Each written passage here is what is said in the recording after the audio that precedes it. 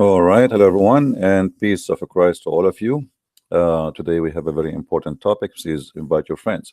Before we start, if you don't mind, for those who did not download the video, it's called "The Most Dangerous Animals According to Islam." Please download it. The Muslims they launch a big attack in this video and they flag it to YouTube. But thanks God, YouTube agree with us that this video have nothing wrong with it, and we have it back. So. Um, Download it because I'm not going to keep it in my page. Anything will make Islam look stupid. Islam fight it for sure. And actually, all my videos make Islam stupid. And stupidity is our problem. You see, if we go right now and we type the word Islam in YouTube, what do you see? I mean, 90% of the videos is false statements about Islam. What Islam really about women says about women, you know, TED program, very famous program, 1.6 millions, and they brought a Muslim women to speak about how amazing Islam, how Islam respect the women, when the fact Islam do not even consider the women as a human.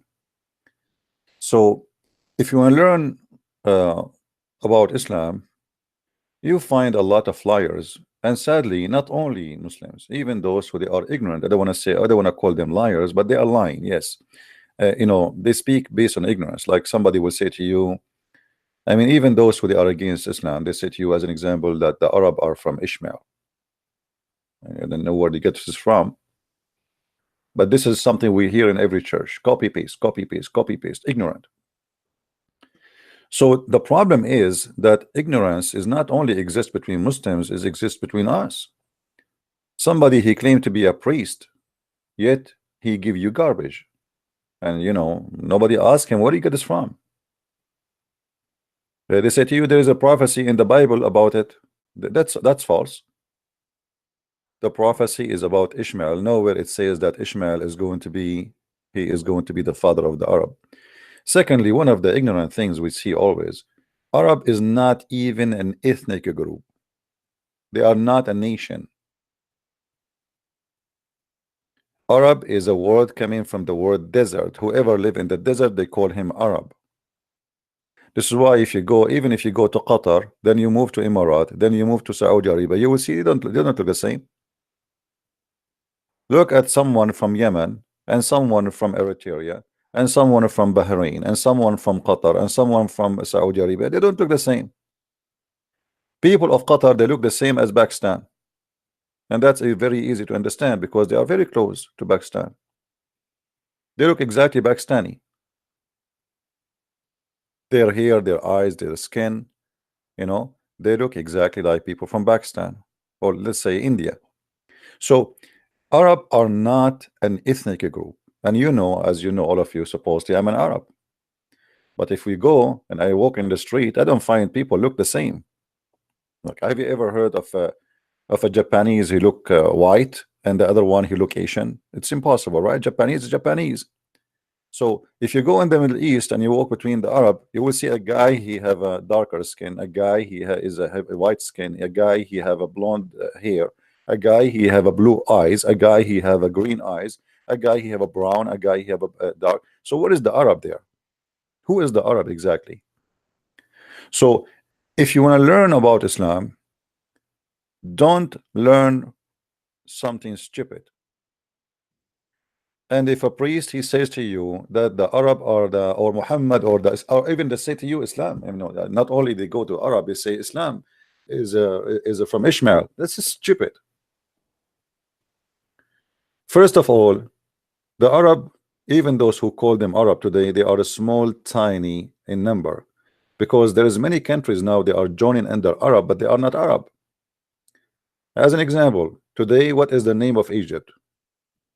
Jamhuriyat Misr al-Arabiyya, the Republic of Masr, the Arab, or the Arab Republic of Masr.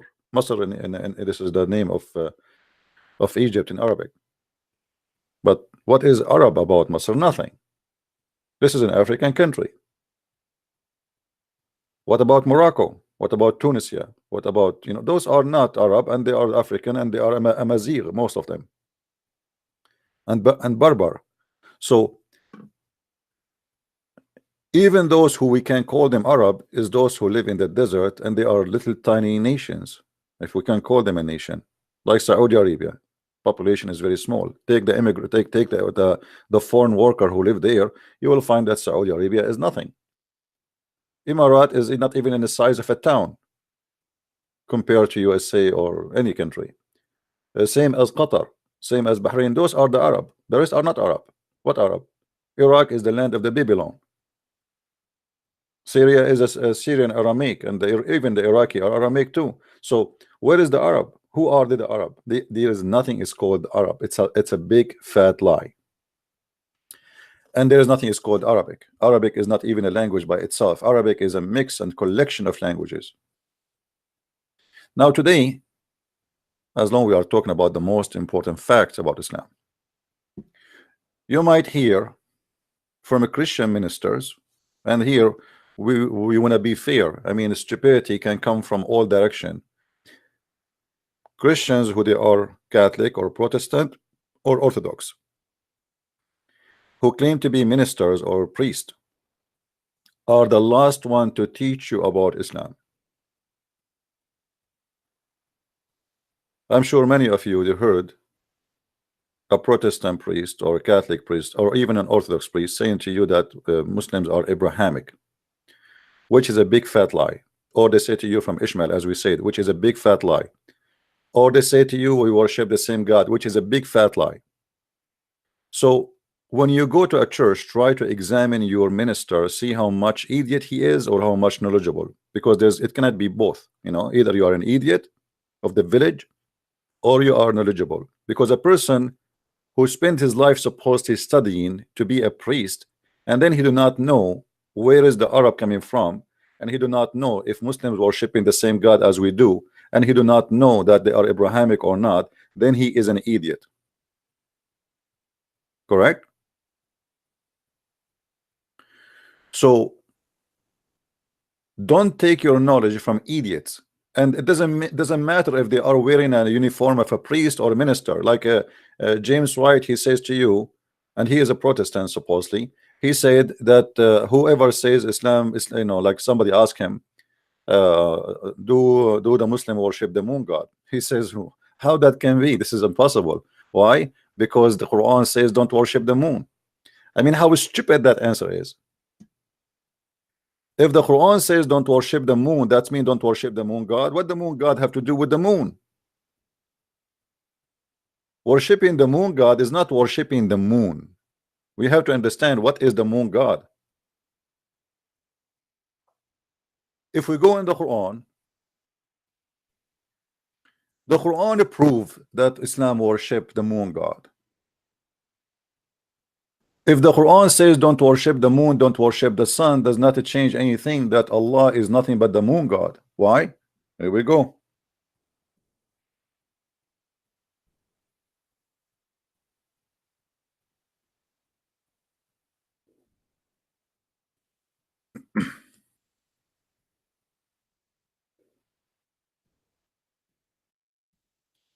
If we go in the Quran, we will find this verses.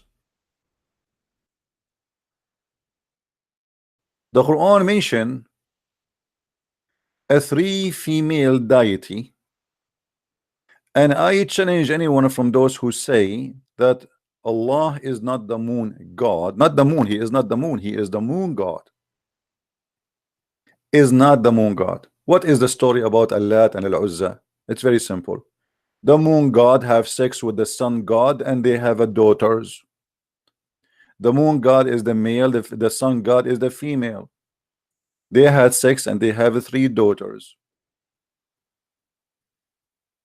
As simple as that. So if Allah is not the moon god, where the 3 daughters are coming from? The story. Are you guys getting the point? Let us say that those who say to us that the Allah, like James White, Allah is not the moon god. This is wrong. Okay, we'll let it go. Okay, so what about the Arab? Believe those who worship Allah before Muhammad, long before Muhammad. They are the one who built the Kaaba long before Muhammad exist.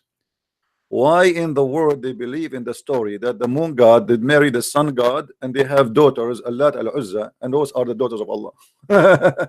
You know what I mean? I mean, stupidity is amazing sometimes.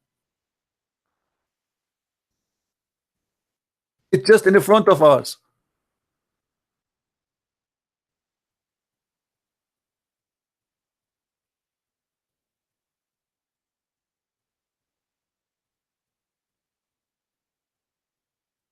In chapter 16, verse number 57, it says the following. Let me get you the verse.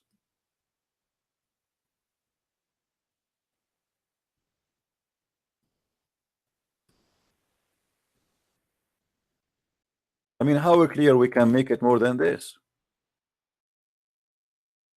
And sometimes, you know, if, like you feel like you wanna pull your hair up, like, you know, I cannot take it no more with the stupidity and the madness and the garbage which they try to feed to our childrens and our families. You go to the church, supposedly you think that you are going to listen to somebody he have a knowledge, but you go there, you see nothing but a donkey who is wearing a uniform, claiming to be a priest, taking the stage to teach you false information in order to deceive you, because this is all help the devil to convince you that Muhammad is Abrahamic. And as long as he's Abrahamic, so what the problem? And they assign to Allah. You see the translation here. Look at this good donkey. Always when he see the word Allah, he translate the word Allah as God. That's false. Allah is a name, not a word mean God. Garbage in, garbage out. Where is the other donkey translation?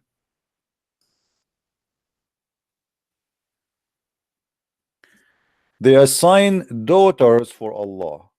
Okay, who is the one who assigned daughters for Allah? The Arab. So what Muhammad he came with is simple. He adopted the same God, the moon God. But because he is under the influence, he's trying to make the Christians, the Jews, and the Sabian believe in him. So he have to merge religion together. So now we take Allah, the God of the Arab, and we take that he should not be a God who have daughters. And we like let us say he did adjustment. But Allah himself as a person is the moon God.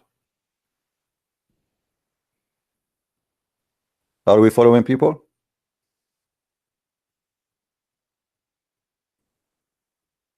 I mean, how clear we can make it more than this? Why they even assign that Allah have a daughter? You tell me. Why the Arab they assign that Allah have a daughter? Where the idea is coming from? You can go and search right now. You will find that the moon God married from the sun God, and they have daughters. As simple as that. Allat and Uzza and Manat.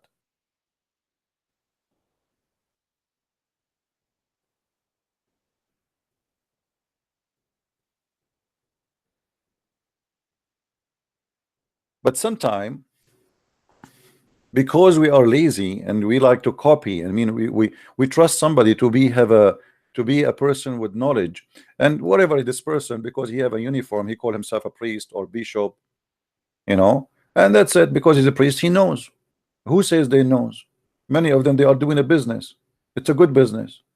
Wherever you go, people respect you. Wherever you go, you are welcome.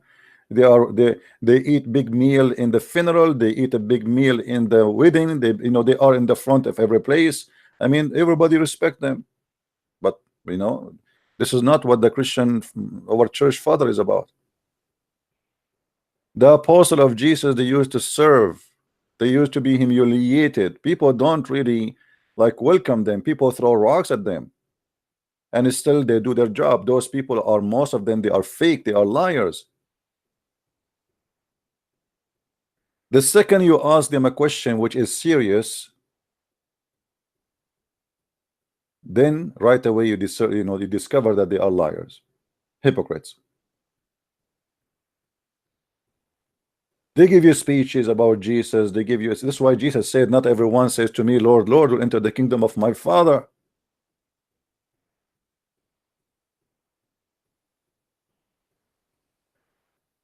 So, my friend,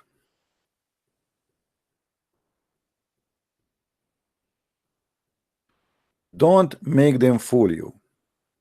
And it doesn't matter who is the one is talking. He is a Christian minister or an Islamic minister, if we can call him minister. We call him in Arabic sheikh. The one who don't say the truth, he is a liar. Call the liar by his name. He is a Christian, he is a Jew, he is a Hindu, he is a Muslim. It doesn't matter. The liar is a liar. And the Bible says, who is the father of all lies? You know the answer, right? It is the devil. Which means you can be a Christian by name, but in fact you are serving the devil. You can be a Jew by name, but in fact you are serving the devil. You can be whatever you can be, you know, whatever a name you give for you as a coat to wear to cover yourself. It's the same person. It's the devil. He have many uniforms. He come to the Muslims as a Muslim. He come to the Christian as a Christian. He come to the Hindu as a Hindu. He come to you in the way you like. What do you like? He is very flexible. And even Muhammad himself, he believed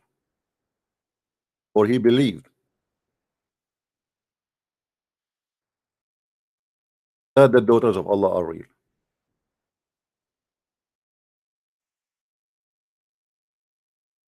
If you remember,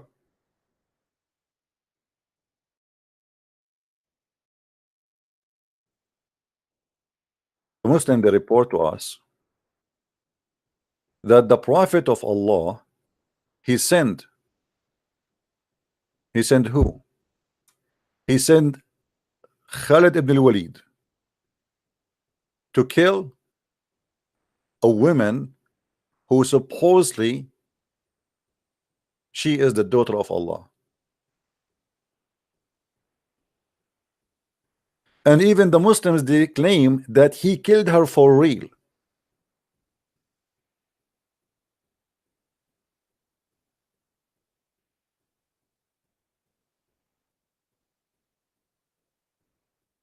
They killed her for real.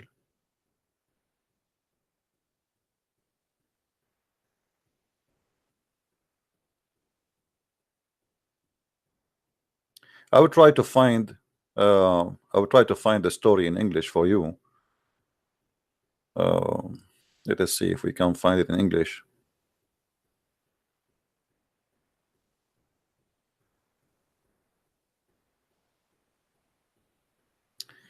Let us give it a try. Will be good if we can find it in English, but mostly no, but we will see.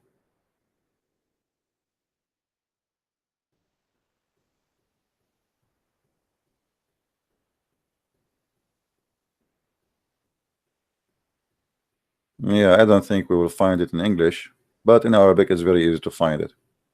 If somebody know the story where Muhammad, he sent, actually I'm surprised we cannot find it here. I mean, we should find it, you know.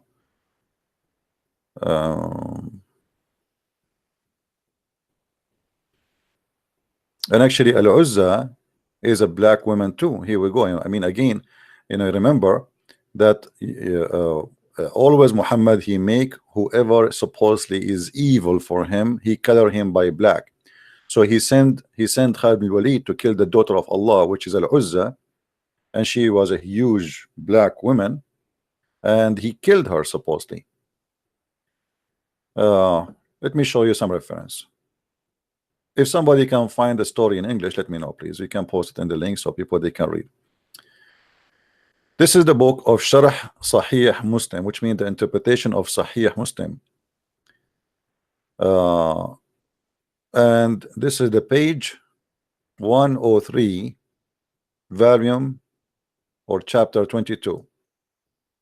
We are showing the reference as you see here. Okay, in the bottom, in the down in the link. And then it says that Muhammad, he sent Khalid bin Walid in a mission. And what is the mission? He sent him to a wadi. It's called the Wadi of Palm Tree. And this valley, it was in the left side. So Khalid bin Walid, he came and he found like three small trees, or a small big tree, like, you know, it depends in the understanding. And then he cut the trees, and there was a house on the trees. He destroyed it too. And then he came to the prophet and he told him that he cut the trees. Muhammad said to him, go back, you did not cut anything, which mean, i.e., you did not kill Al-Uzza. So Muhammad, he believed that Al-Uzza is a true person. You know what I mean? How, you know, how like how Muslims can explain to me such a thing? Why Muhammad is sending one of his warrior to kill something is not exist, unless it exists. You know what I mean? As long Muhammad, he insists that you should go back and you should kill Al-Uzza, then the Al-Uzza must be true person. So how in the world Muslim they say to us that this is a fiction belief, Al-Uzza is not exist?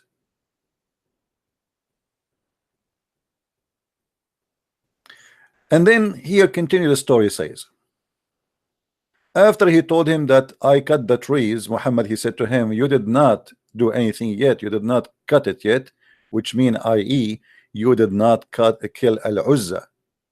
Who is the one is talking here is Muhammad. Then he sent back Khalid to finish the mission.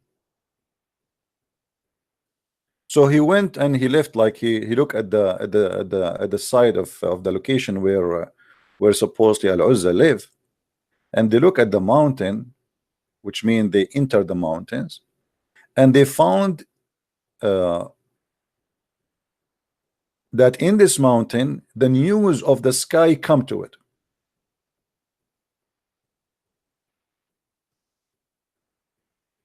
The one who bring the news from the sky, he is supposed to Jibril.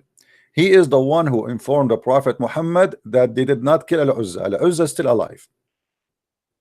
So they went to the mountain and they were screaming, oh Uzza, why you are hiding, oh Uzza, like come out or die, you know, you are like you like it or not, we will kill you. وإلا فموتي رغم أنفك, which mean, if you have a God,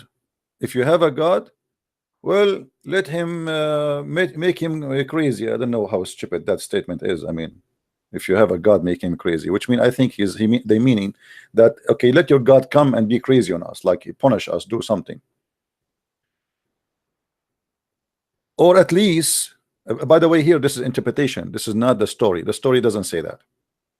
The story, they said that is when they arrived to the mountain, they said to the Uzza, hey Uzza, let your God come out, you know, etc. Blah blah blah blah. And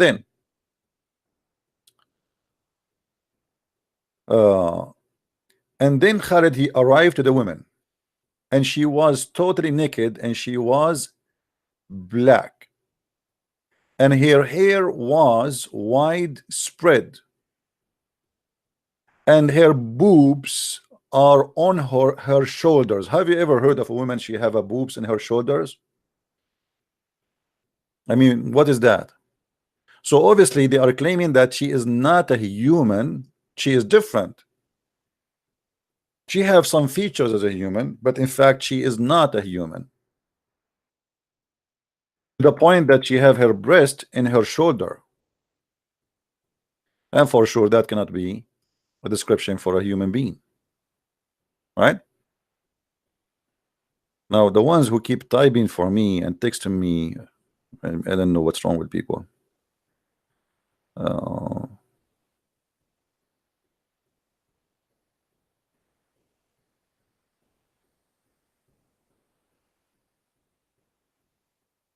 All right, guys, you know,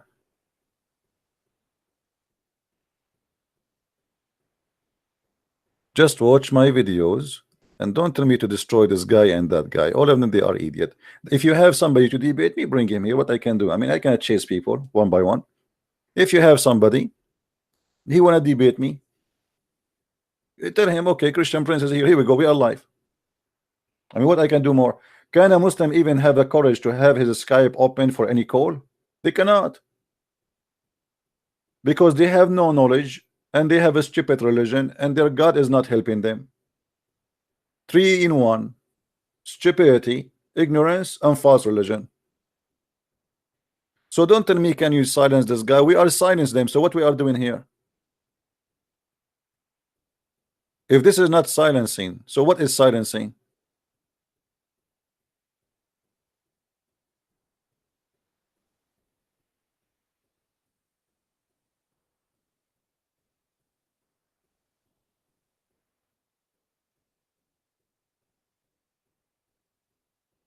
And then people, they send me a link. Okay, this is away from the topic. Can you, like, I mean, come on, guys. So focus. Don't send me any link for anyone, please. I am here to do what I need to do. If you have somebody to debate me, let him come. Don't tell me this guy he said, that guy he said. Let them say whatever they want. If they are brave enough, here we go. We are here.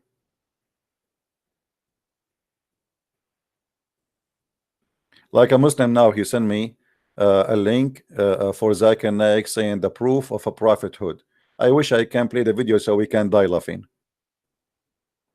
Muhammad, he have a proof of a prophethood. Here we go, it's in front of us. Muhammad, he claimed that Al-Uzza is a real daughter of Allah and she is a real person, which means that this woman, she was alive for centuries and thousands of years, because Al-Uzza is exist before Muhammad. Al-Uzza is exist all the hundreds and thousands of years before Muhammad. So now we are saying, by Muhammad saying that he sent Khalid and he killed the woman, her name is Al-Uzza, he just admitted that Al-Uzza is a real person.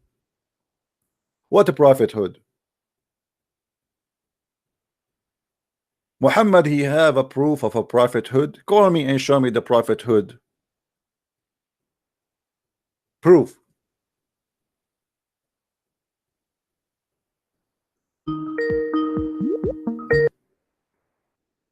Yes, Abdul. Hello? Yeah, you hear me? Hello? Yes, Abdul, do you hear me? Let me call him back.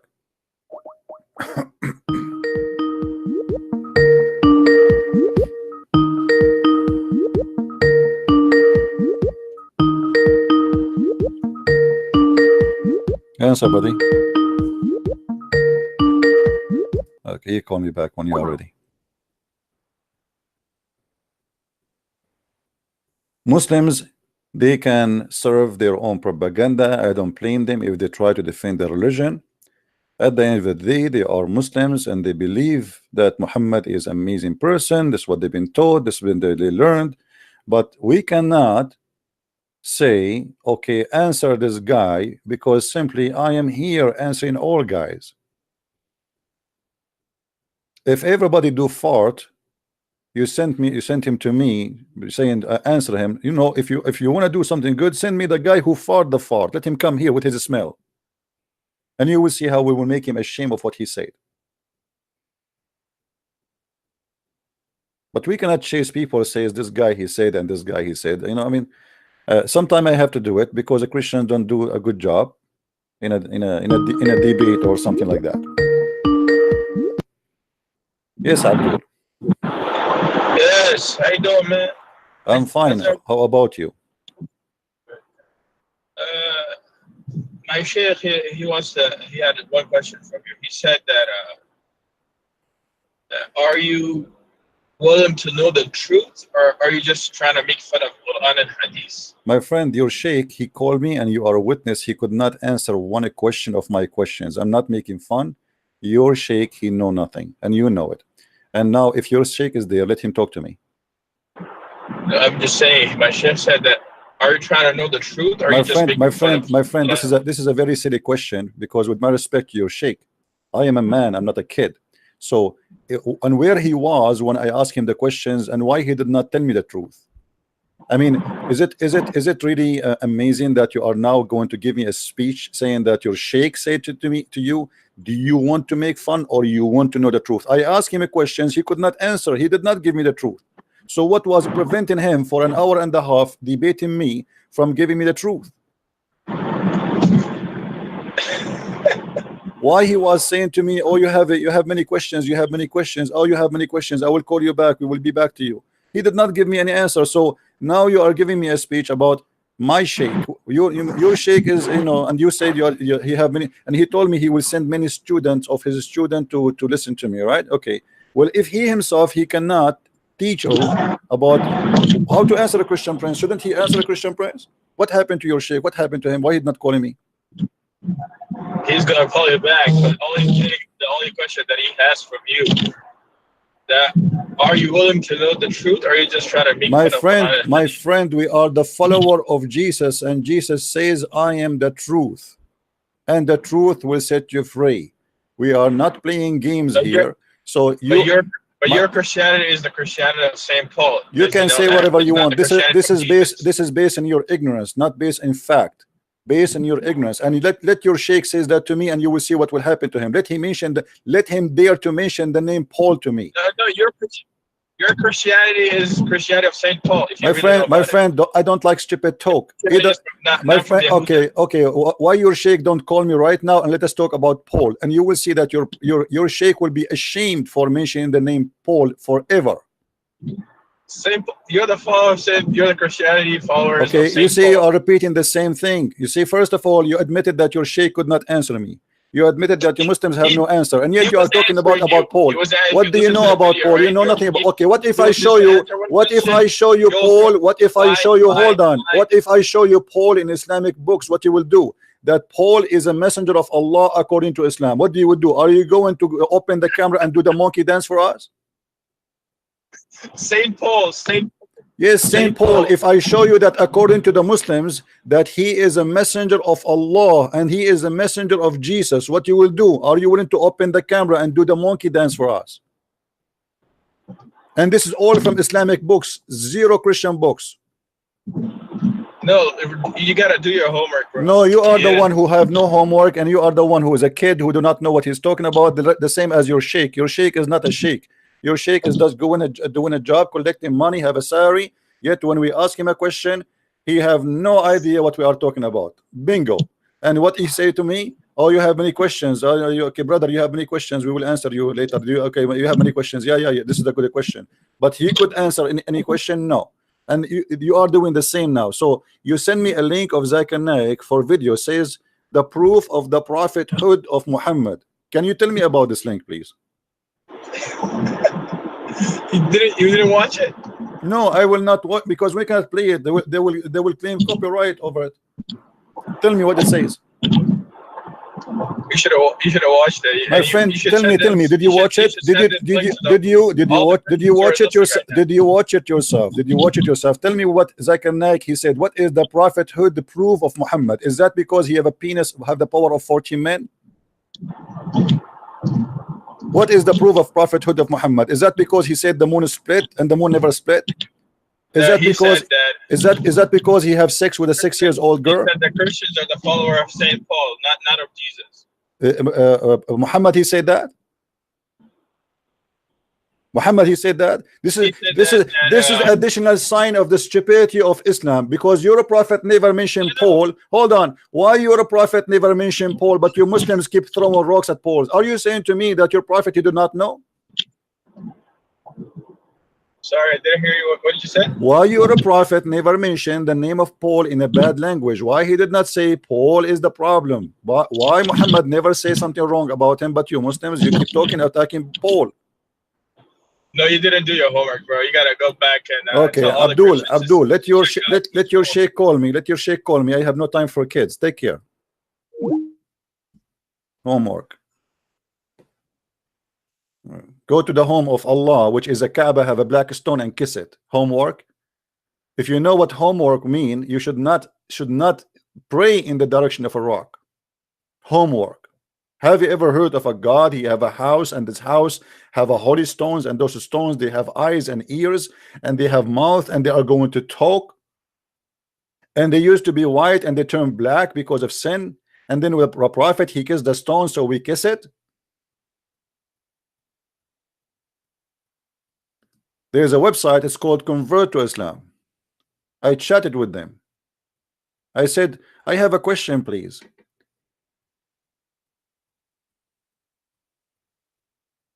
Why about the black stone? Why the prophet kissed a black stone? They said because it's holy. I ask again, and why it's holy? The guy in the other side said because the prophet kissed it. I mean, have you ever heard of something stupid more than this? I just said to you, why the prophet kissed the black stone? You said to me because it's holy. And I said to you, why it's holy? You said to me because the prophet kissed it. And you are telling me do your homework.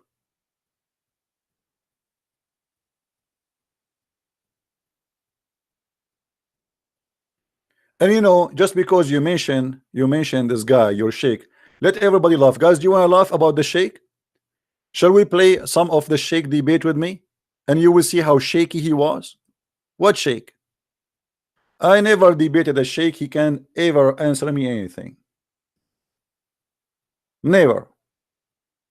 Never before, never in the future. And actually debating sheikhs is a lot easier than debating someone like this kid, because kids, they can say whatever they want. They can, you know, it's like it's hard to debate them because they are kids.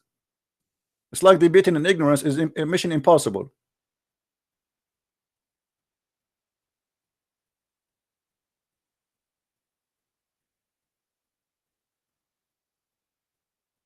Let us see what happened in this debate.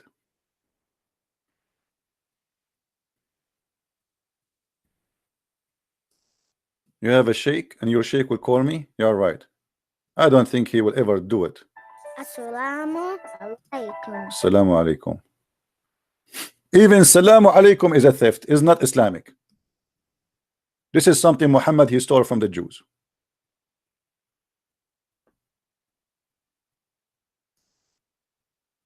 This is your sheikh, my friend. He was very shaky.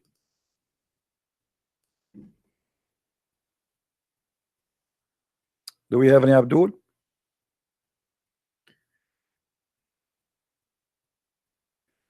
The one who called himself awesome dude, are you a Muslim? I want only Muslims to call me.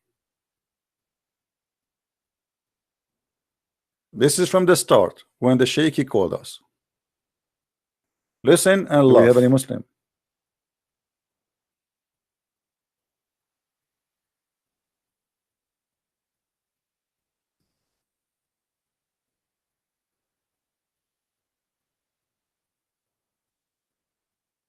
I did not say that.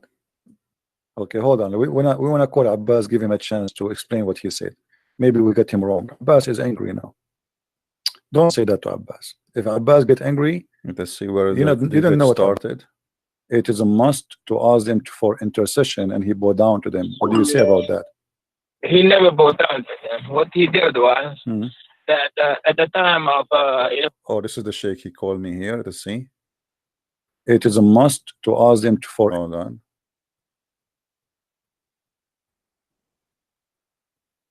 You did not say that.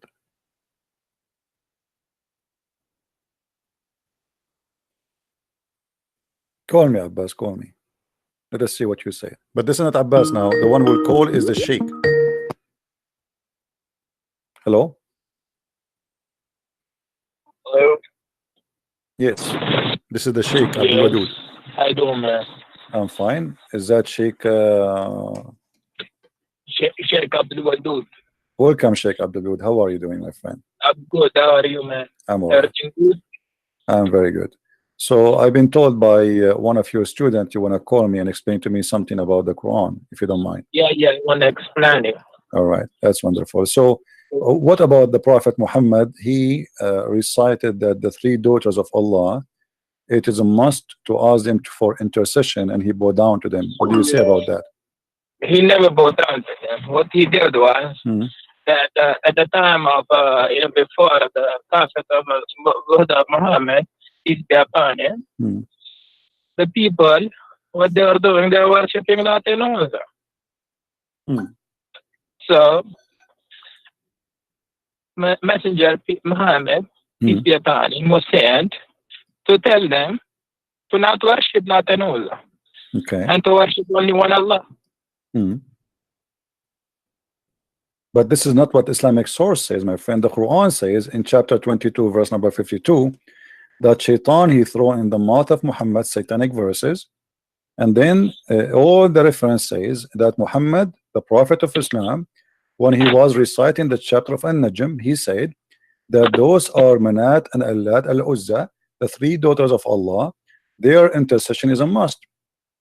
And he bowed down, and all the pagan bowed down behind him. And even the pagan, they said, we never saw a prophet praising our gods as this before. So your prophet, he bowed down, and the pagan, they bowed down to the three daughters of Allah, and your prophet, he mentioned their names. Do you hear me, Sheikh? As I told you, that at that time, if you know the history of Arab, those people, they were worshipping Lat and Uzza at that time. So Allah was telling them to not worship. Yeah, I know that, but why Muhammad he bowed down with them? You see, I have a story written by you Muslims, not by me. You see? Okay, bring the history in front of me so I can see it. Okay, do you see the screen? Do you see my screen? Just wait a minute, my student is working on it. Okay.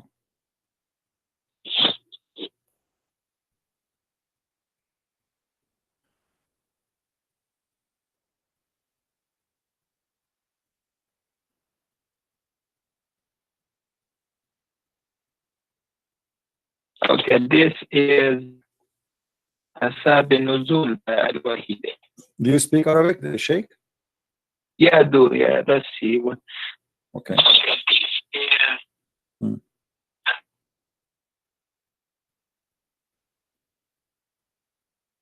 Okay. Let me highlight for you so you can see. It says here, you know. So when the messenger he was reciting, he revealed to Muhammad to him Surah An-Najm by the star when it saith, Surah chapter 53, the messenger of Allah bless him and give him peace recited it, but when he reached have ye thought upon the Allat and Al-Uzza and Manat, the third, the other, chapter 53 verse number 19 to 20, the devil put in his tongue that he had secretly wished and hoped for, and said, these are the mighty grands, the Gharanik, and their intercession is to be hoped.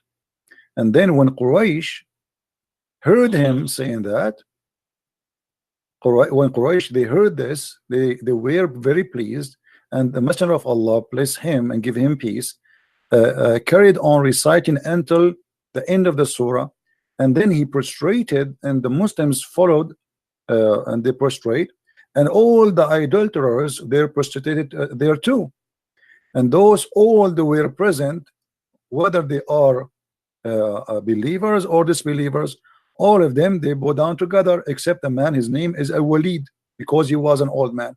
So your source, my friend, saying clearly that you're a prophet, he worshipped the three daughters of Allah, he granted them prayer, and he was teaching, claiming that Allah taught him to say that the three daughters of Allah, they are to be worshipped and ask for intercession.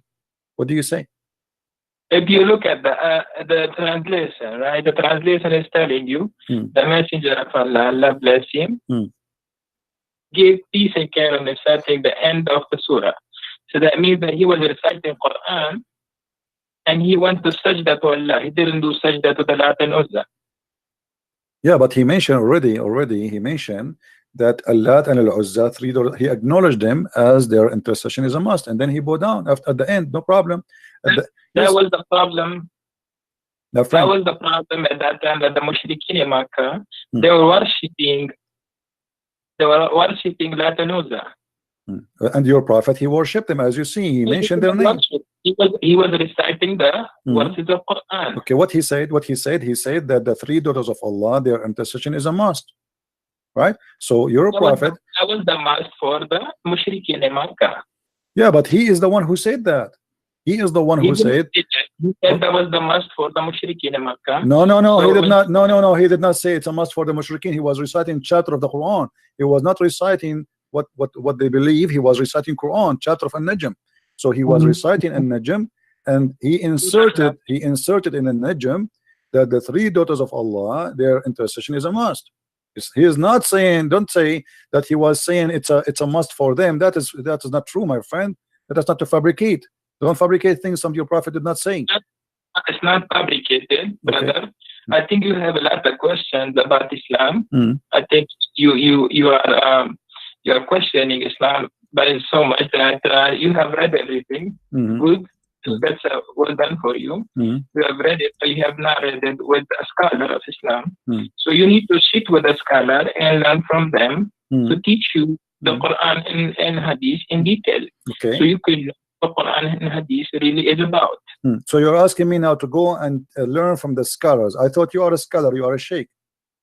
Yeah, that's what I'm saying. Okay, so as long as you are a sheikh, why you are changing what is written there? It says that the prophet, he said that the three daughters of Allah, the Garaniq, their intercession is a must. At the end, he bowed down, and all the pagan, they want to bow down together.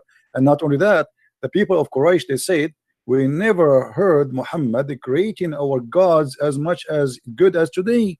So here we go. He agreed them. He said their intercession is a must, and he bowed down at the end, which means he bowed down for whatever he said. Whatever he said in that chapter, he bowed down and he started worshiping. He said that the three daughters are included in his prayer.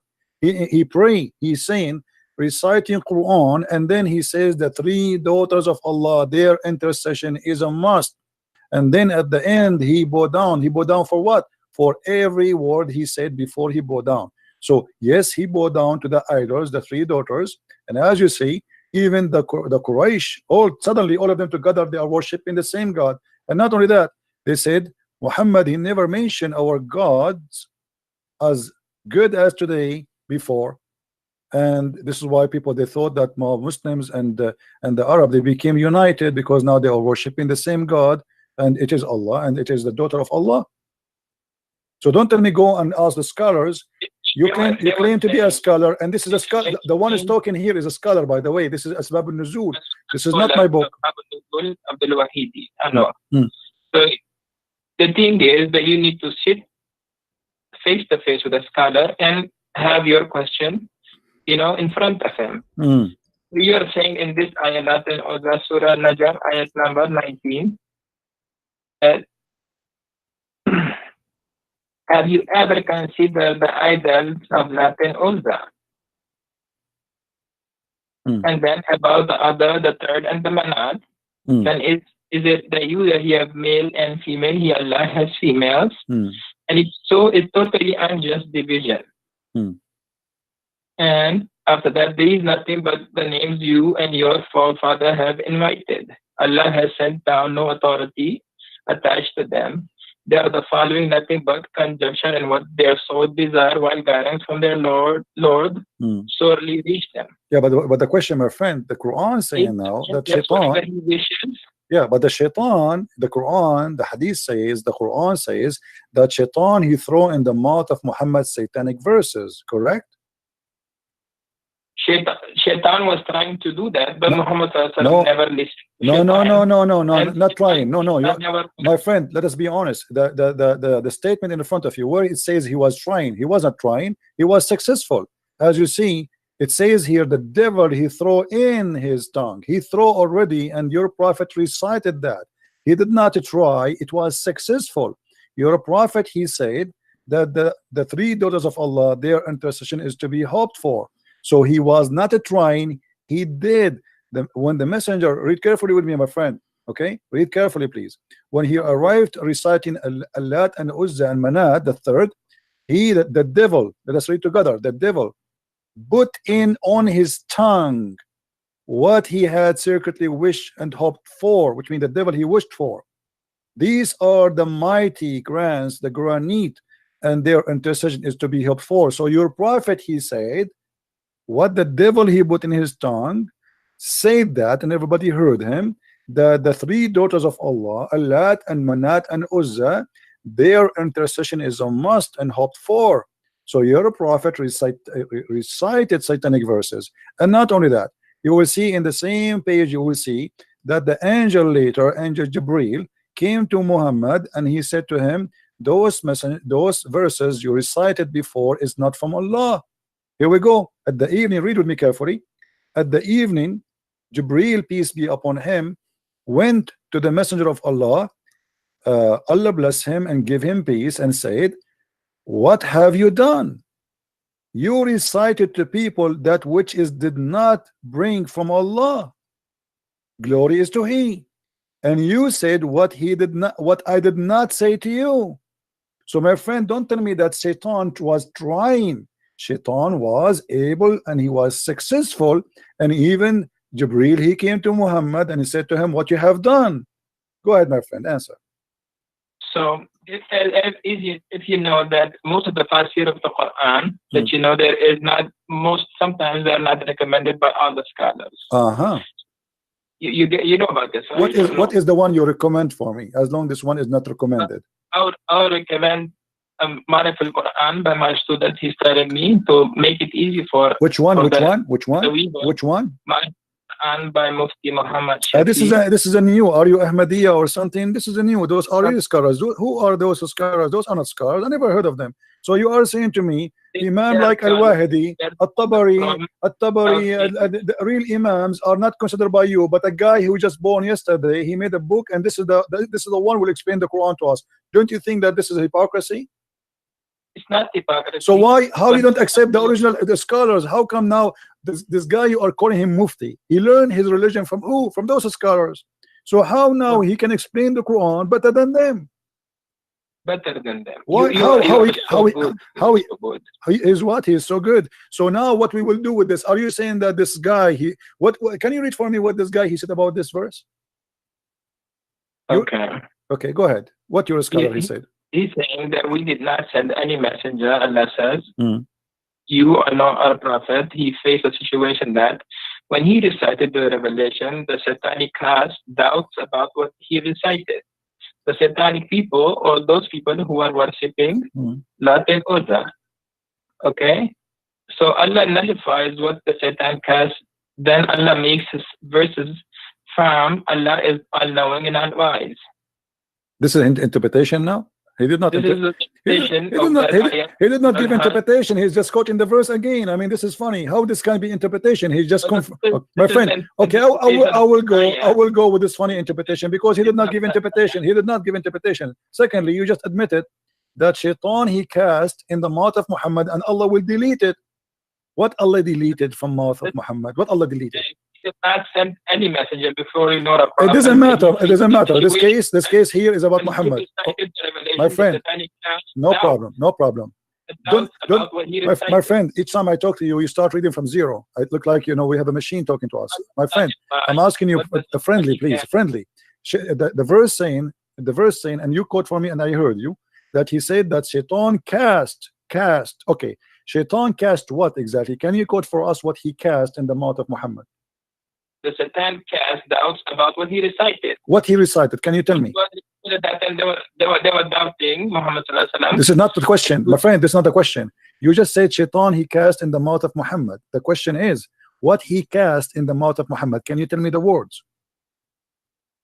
About what he recited? Yes, about what he cast. What the Shaitan cast. Allah will take it off, correct? Okay, but what he cast, what the Shaitan said to Muhammad.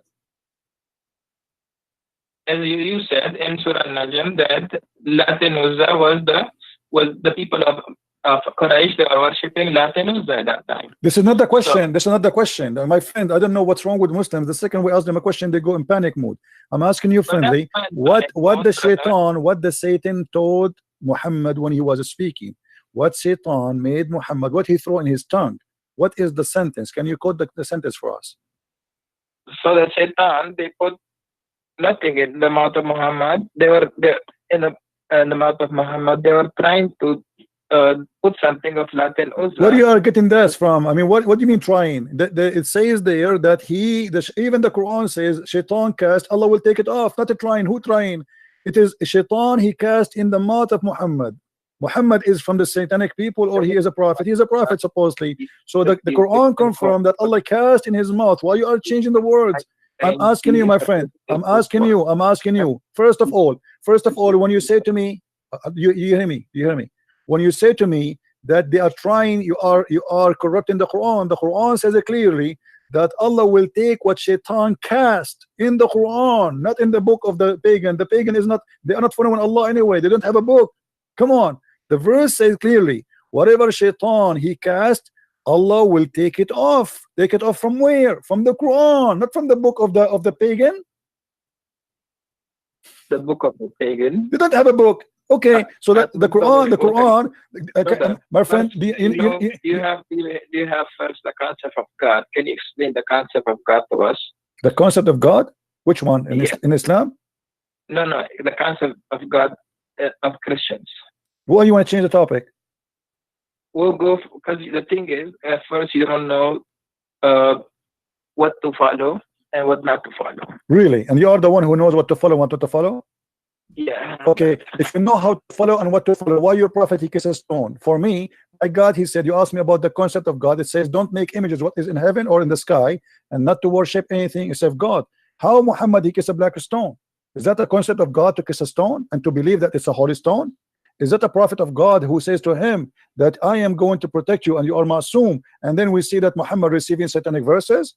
Is that the concept of God to say that God is one, and then you say Shahada, which is contained the name of Muhammad and the name of Allah? How that can be one, but yet two on the same line, associating the knowledge of God and the knowledge of Muhammad? You say Muslims, you say Allah and his prophet knows best. You associating the knowledge of God with the knowledge of a man. How you say that God is one, but the knowledge of Muhammad is equal to Allah knowledge? How you say that God is one, but Allah he wrote the name of Muhammad in his throne? How you say that the name of God and you say Allah is one God, but then you say to me that Allah he says, if I want to take a partner, I will take it from our kind. How Allah is going to take a partner from his kind? Can you answer me? Okay. Now the mic is mine, right? Go ahead. Okay. So at first you said the black stone. The black stone is, as if you know that there was a fight at the time of Quraysh, where Prophet peace be upon him, he took all the leaders of the Quraysh and took the stone towards the Kaaba and placed it there. And people will go around the Kaaba, make tawaf of the Kaaba and kiss it. Okay. Right? Okay. So your prophet is following the pagan, you mean? He's just kissing it the same as the pagan before him? So if you know that Prophet Muhammad, peace be upon him, he became prophet at the age of 40. Okay. He was a Nabi before, from his birth, but he became a Rasul at the time of age of 40. Okay. When he would go around the Kaaba, he would kiss the stone because this stone came straight from Jannah. As if you know that this stone was whiter than the milk, and because people kissing it, it became black. And because most of the Muslims nowadays, they kiss it because for the love of Rasulullah. Okay. Can I make a comment, please? Can I make a comment? Can I make a comment? Yes. Okay. So you just said to me that you Muslims, you kiss it because the Prophet kiss it. But why the Prophet kiss it? Okay. So our Prophet, peace be upon him, he kissed it because it was made by Allah in Jannah. Okay. But you just said to me, my friend, hold on. But you just said to me, we kiss it just because the Prophet kissed it, which means you are saying we don't kiss it because Allah he made it, we kiss it just because the Prophet kissed it. Everybody heard you. And that is a contradiction, because if you are just kissing it because Muhammad kissed it, not because of anything else. Ayah of the Quran, Ati'u Allah wa Ati'u Rasul. Okay, no, it doesn't say actually Ati'u Allah wa Ati'u Rasul only. It says Ati'u Rasul wa Ati'u Allah, which means obey Muhammad first and then you obey Allah, correct? Okay. So how? If you know the ayah. Yes. So how you say Muhammad is a prophet when the Quran says you have to obey Muhammad first before you obey Allah? So that's the command of God. It's a command of God. How I know that this is the command of God? If God tells you to first follow Jesus and then follow God, my friend, how I know that this is the command of God, and why God he says obey a man first and then obey me? Shouldn't say obey me only because a man is a sinner and he can do bad stuff. Is Muhammad God? He don't do any mistakes. How you say to you, how he say to you, obey Muhammad and then obey Allah, and why Muhammad first and then Allah second? How Allah can become second before? If you know that all the messengers of God, they are all masum, they don't have any sin, they are sinless. That's not true, my friend. Isn't it the Quran says that Allah he forgave Muhammad for the past sin and the coming sin? So are you saying to me Allah he did lie in the Quran? Listen first. You wanna listen to me, or you wanna keep on, because you I'm listening, my friend, but you are making a contradiction. I have to make a point before you change your mind, because it says in chapter 48 verse number 2, may Allah forgive to you your sin in the past and your sin in the coming time.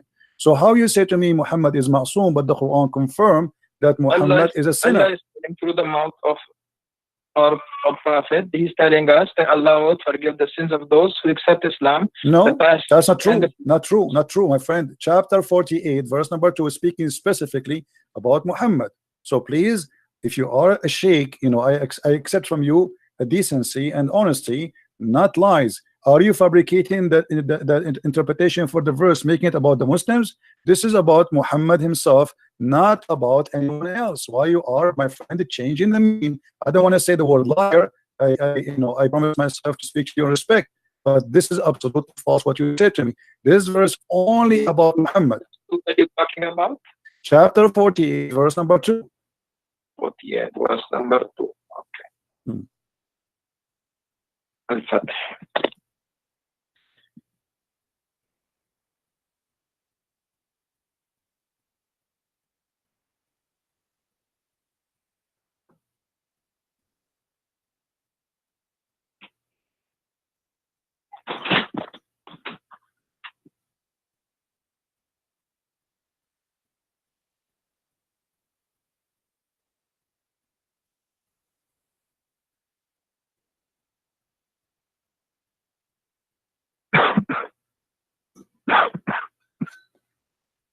Take it easy, my friend. Drink some water, please.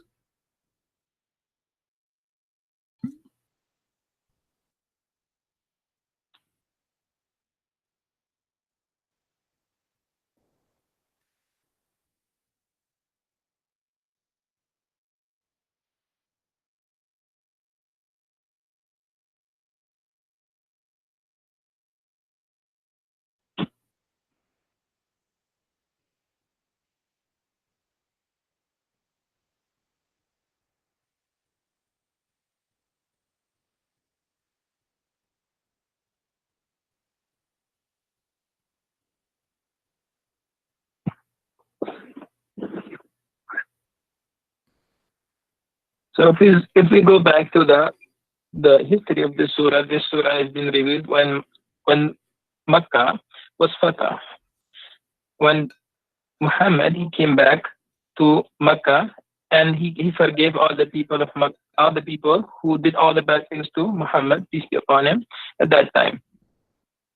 Yeah, but this is about your prophet. The Quran confirmed that he is a sinner. So don't tell me that this is about the believers, not about Muhammad.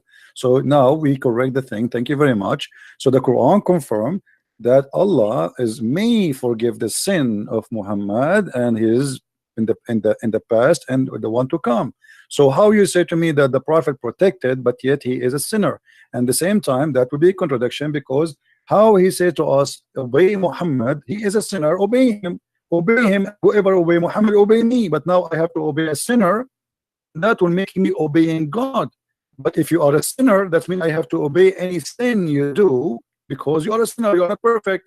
Are you Muslims saying that Muhammad is a perfect God, but he's a man? We're not saying that he's a God. Okay. We're saying the prophet of Allah. Okay, but you are saying to me, he's ma'soom. What ma'soom mean? Ma'soom does not make mistakes, correct? Yes. Okay, but how he don't make mistakes, but he do sin? Sin is a big mistake. Sin is a big mistake, not a mistake.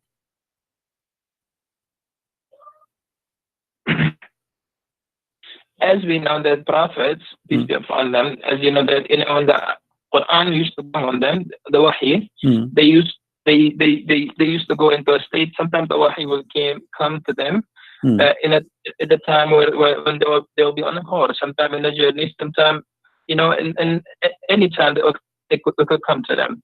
from Allah. So what? Sometimes if there was a problem. So if you really look into the Quran, and you have so many questions, I know that you anytime if I speak and speak, you will keep on asking and asking and asking questions. You know. We are not asking questions. We are in the topic, my friend. Me and you, my friend, we need to sit together. We need to sit together and inshallah, we need to sit together and inshallah, Allah will help you understand and understand the wisdom of the Quran and what is the why everything was revealed in this way, and how the ayahs of the Quran was revealed and how the Quran was compiled together. And inshallah you will have a better understanding. So my friend, inshallah you will not answer me. Inshallah you have no answer. Inshallah you are telling me I cannot answer you. Yeah, then answer me, my friend. Then answer me why you are giving me this speech about inshallah. I have a question for you and you are trying to avoid it. Inshallah you will not answer me. Inshallah we will sit together. You know my friend, we will not sit together ever. I mean, I don't know where you live, I don't know who you are. So what do you mean inshallah we sit together? I want an answer. How you say to me that the Prophet is Masoom, protected? Do you live in New York? No, I don't live in New York. I live far away. No, but anyway, we do not need to sit together. Here we go. We are talking. Everybody can hear us nice and clear. So the Quran confirmed that Muhammad is a big time sinner. So how the Quran says to us, if you obey Muhammad, you obey me. But Muhammad is a sinner. How I can obey God by obeying a sinner? It's like, imagine I am going to obey a guy. You just told me he is a sinner. And the Muslims, sorry to say, they lie to us. They say Muhammad is protected by God. He don't do sin. But as you see, the Quran in many verses, by the way, this is one of them, confirm that Muhammad is a big time sinner. And not only that, what kind of God? He gave a permission and license for sin to Muhammad. He said to him, I forgive your past and your coming sin. What is that? Since when God he gave a license for sin? Why Muhammad he can sin as much he has, even sin for the future he will forgive it? What does that mean? So if you believe in God, right? Do you believe in God yourself? If you believe in God, if you know that God, even today, if he says, if the day of judgment happens today, right? And God says, I will enter all the people who are making shirk against me, I'll make them enter into Jannah. Would you question him? It's not about a question. I question why not. I mean, I question if something doesn't make sense. If there's a isn't it the Quran said, my friend? Isn't it the Quran says why they cannot understand the Quran? If this book is not from God, you will find a lot of contradiction. So Allah, He told you that if you know, this is how you know that this book is from God or not. So He said, yes, question me in this case. I know in chapter 5 verse 101 it says, ask not questions. But here Muhammad is trying to silence anyone who asks me question. But the Quran says, أَلَا يَتَدَبَّرُونَ الْقُرْآنَ? Can they understand the Quran? If this book is not from God, they will find another contradiction. And this is a contradiction. How you say to me that Muhammad is Masoom, and then you say to me Muhammad is a sinner? How you say to me that I have to obey a Muhammad, and then you say to me Muhammad is a sinner? Who you say to me if you obey Muhammad you obey God, but you say to me that Muhammad is a big time sinner to the point may Allah forgive your sin is not even guaranteed. In chapter 4 verse number 82 it says, why they will not then bound the Quran? If it had been from other than Allah, they would have found in therein much a lot of contradiction. So the Quran is giving me the way to discover is book from God or not. So, and the same method I use it in the Quran, it's proven to me Quran cannot be from God.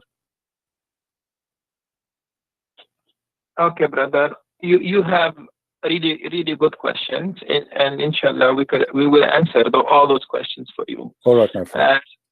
Okay, so as you know that why was Adam and Eve, why were they taken out of? Why were they taken out of Jannah? Why? You know why the devil became the cursed one? Okay, you know why the devil became the cursed one? No, my friend. Why Adam and Eve was taken from heaven according to Islam? So according to Islam, why Adam and Eve they were taken out of Jannah? Because the waswasa of shaitan, the waswasa of shaitan happened to Eve, and because when the waswasa of shaitan happened to Eve, Eve told his husband Adam that let's go and eat from that tree. When that tree was forbidden for them to eat, when they ate from that tree, what happened? They became naked and they were sent towards the face of this earth where they have to live. Until now, we are from the lineage of Adam and Eve. But this is, my friend, this is a contradiction for what your prophet said. Your prophet said that Adam, he commits sin because Allah, he wrote for him his destiny to commit sin, and Adam, he have no choice. Destiny, yes, that was his destiny. So okay, so how Allah, why Allah, if this is his destiny, how Allah is going, how you just blame the shaitan that he is the one who did whisper in Adam, but the fact it was destiny written by Allah. So the whole scenario written by Allah. Allah, he ordered shaitan to whisper. Allah, he ordered Adam to obey. Allah, he ordered Adam to sin, and then Allah, he punished Adam to sin. So how we can blame shaitan for that if Allah is the one is behind this conspiracy and he is the one who did that to Adam? Adam is a victim. So if you know the history of shaitan, when Adam was created and the shaitan, when Allah told him to prostrate to Adam, what did shaitan say? Well, first of all, why Allah want to say to shaitan to protest? He did not even order him to protest. No, my friend, my friend, in front of everybody, with my respect, in a friendly way, I challenge you to show me where Allah, he ordered shaitan to prostrate to Adam. If you show me that, I will shave my 20-foot mustache. Okay. Go ahead. Wait a minute.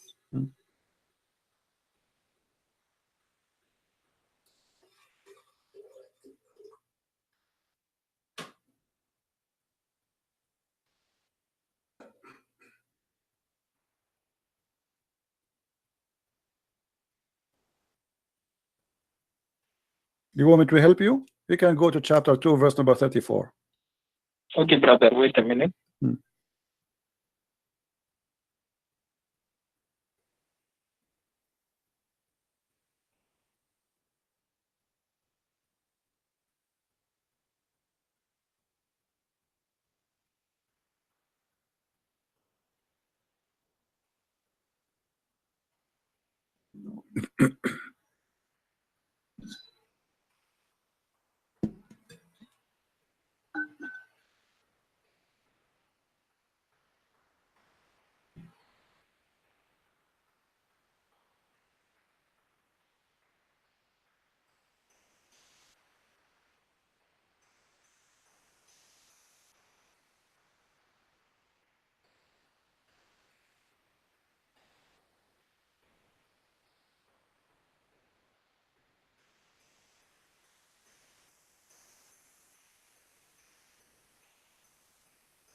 Do you feel like calling a friend or somebody? Brother, yes. I'm going to my books and I'm looking from my books, okay? All right.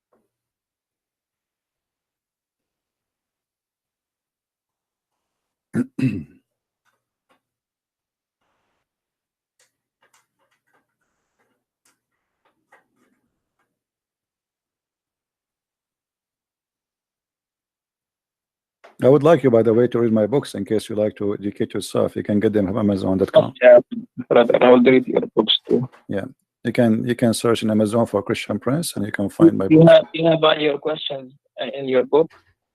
Oh, I have answers for the questions, not only questions. I answer the questions in my books. Yeah, sure. Go ahead and read them. Okay. Okay, brother. So as you see, there's nowhere it says that Allah, he ordered shaitan to bow down. Nowhere it says order. He did not order shaitan to bow down. This is a mistake.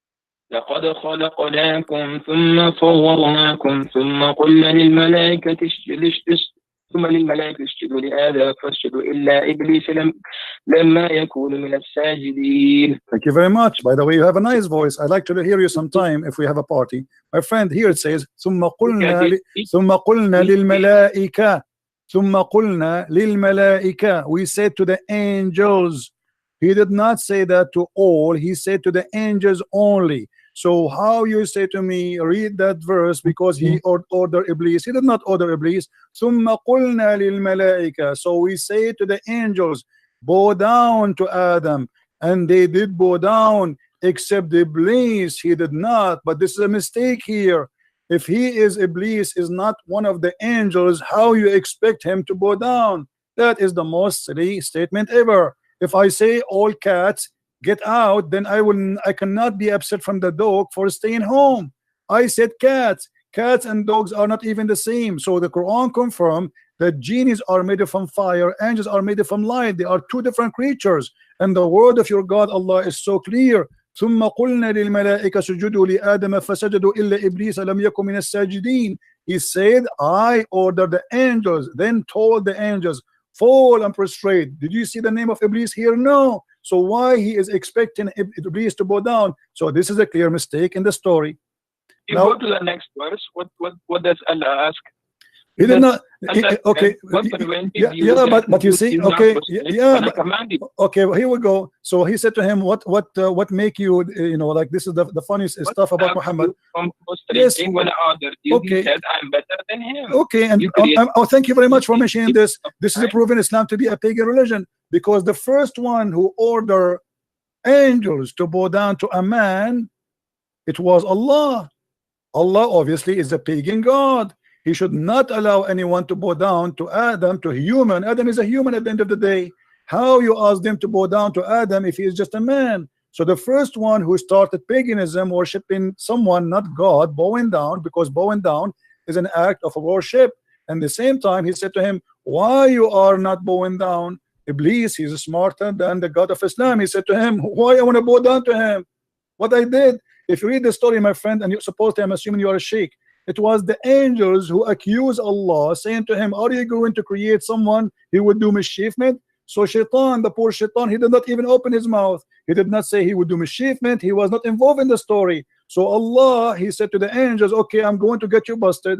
I'm going to teach Adam all the names. And then he brought them and he said to them, okay, Adam, before he brought Adam in front of them, and he told them, I will bring the things in front of you, and I want you to recite the names. They said to him, Allah, only you knows, we know only what you taught us. And then Allah, he said to Adam, okay, Adam, tell them the names. And then Adam started reciting zucchini, potato, tomato, etc. And this is how Allah, he proved that he is all knowledgeable and the angels are wrong. So the whole story is about a fight between Allah and the angels. So what the poor Shaitan have to do with this? And then Allah, he proved to them that because he named the zucchini and the tomato and the potato, the names, supposedly that would mean his God, which is very silly. Because if I have a dog and I call him Susu, and I ask you, what is the name of my dog? And you say to me, I do not know.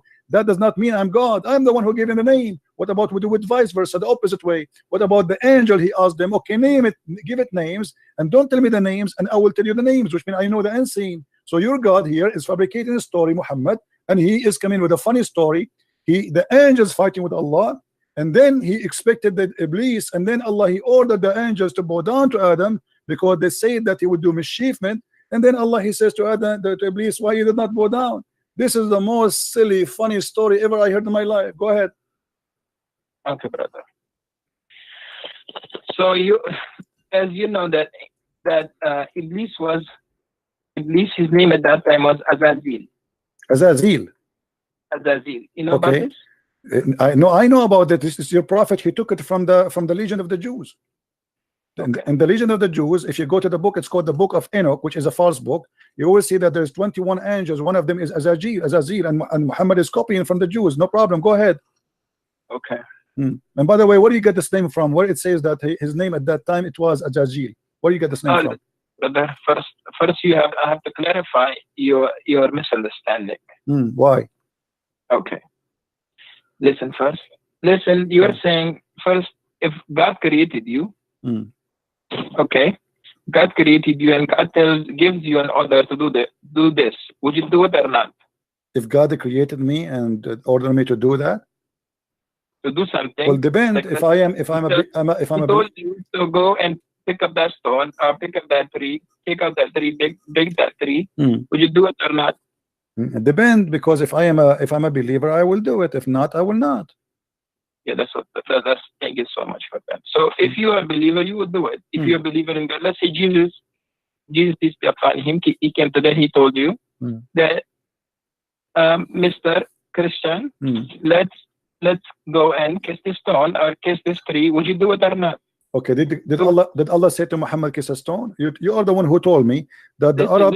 But I'm just giving an example. My friend, you are the one who said to me that the Arab before Muhammad used to kiss the stone.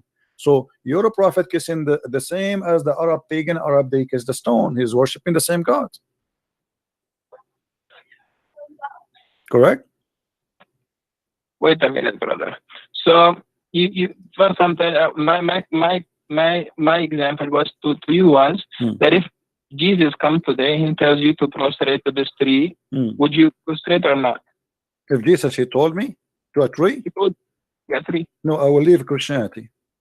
This is an example. I'm telling you, if he said that to me, worship a tree, to bow down to a tree, I will leave Christianity. So why would you leave Christianity if you believe because he cannot be God. He cannot be God then, because he is asking me to bow down to idols. This is not cannot be from God. He's trying to check you if you're obeying him or not. No, my friend, God will not test me by giving me order to do sin. This is false argument.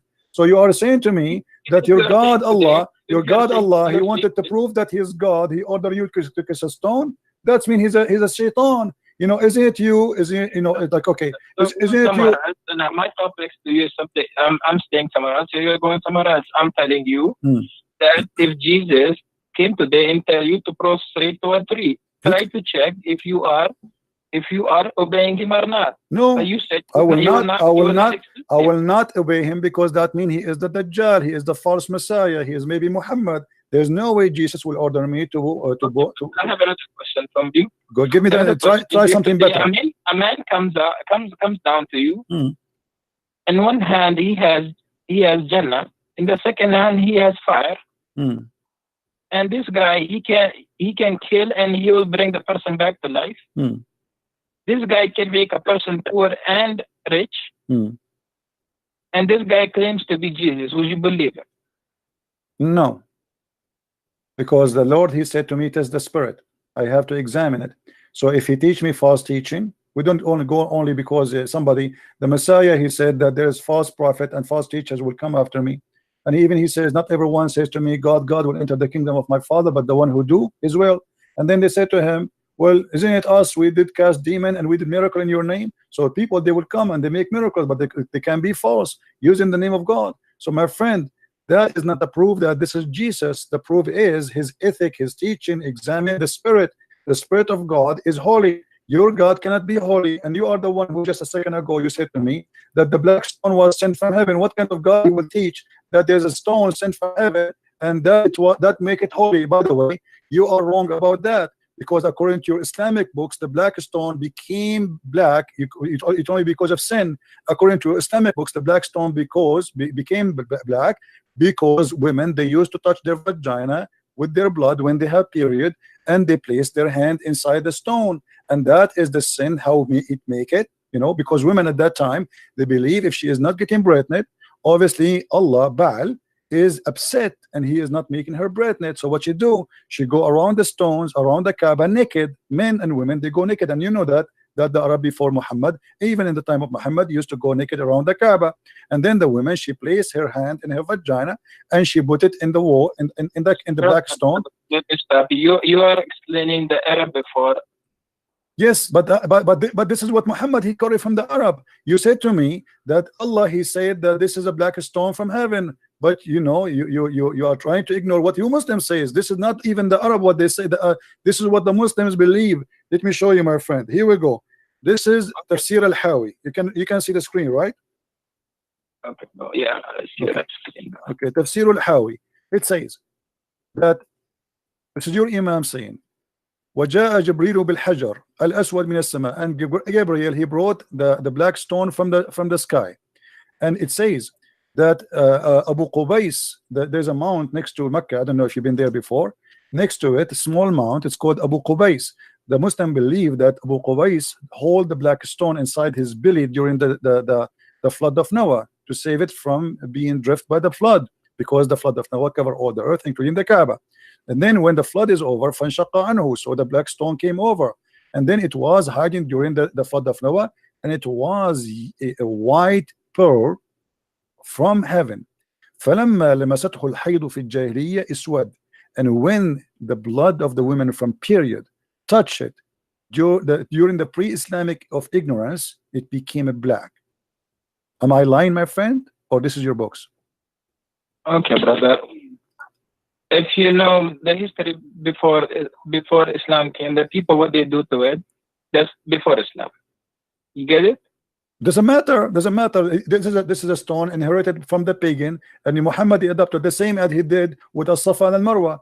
Isn't it? As-Safa and Al-Marwa, it was a practice of the pagan before Islam, and then the Muslims, they refused to practice, and then Muhammad, he said to them, don't you know that Allah, he just gave me a verse saying that As-Safa and Al-Marwa is from the ritual of Allah? How in the world the Safa and Marwa is from the ritual of Allah?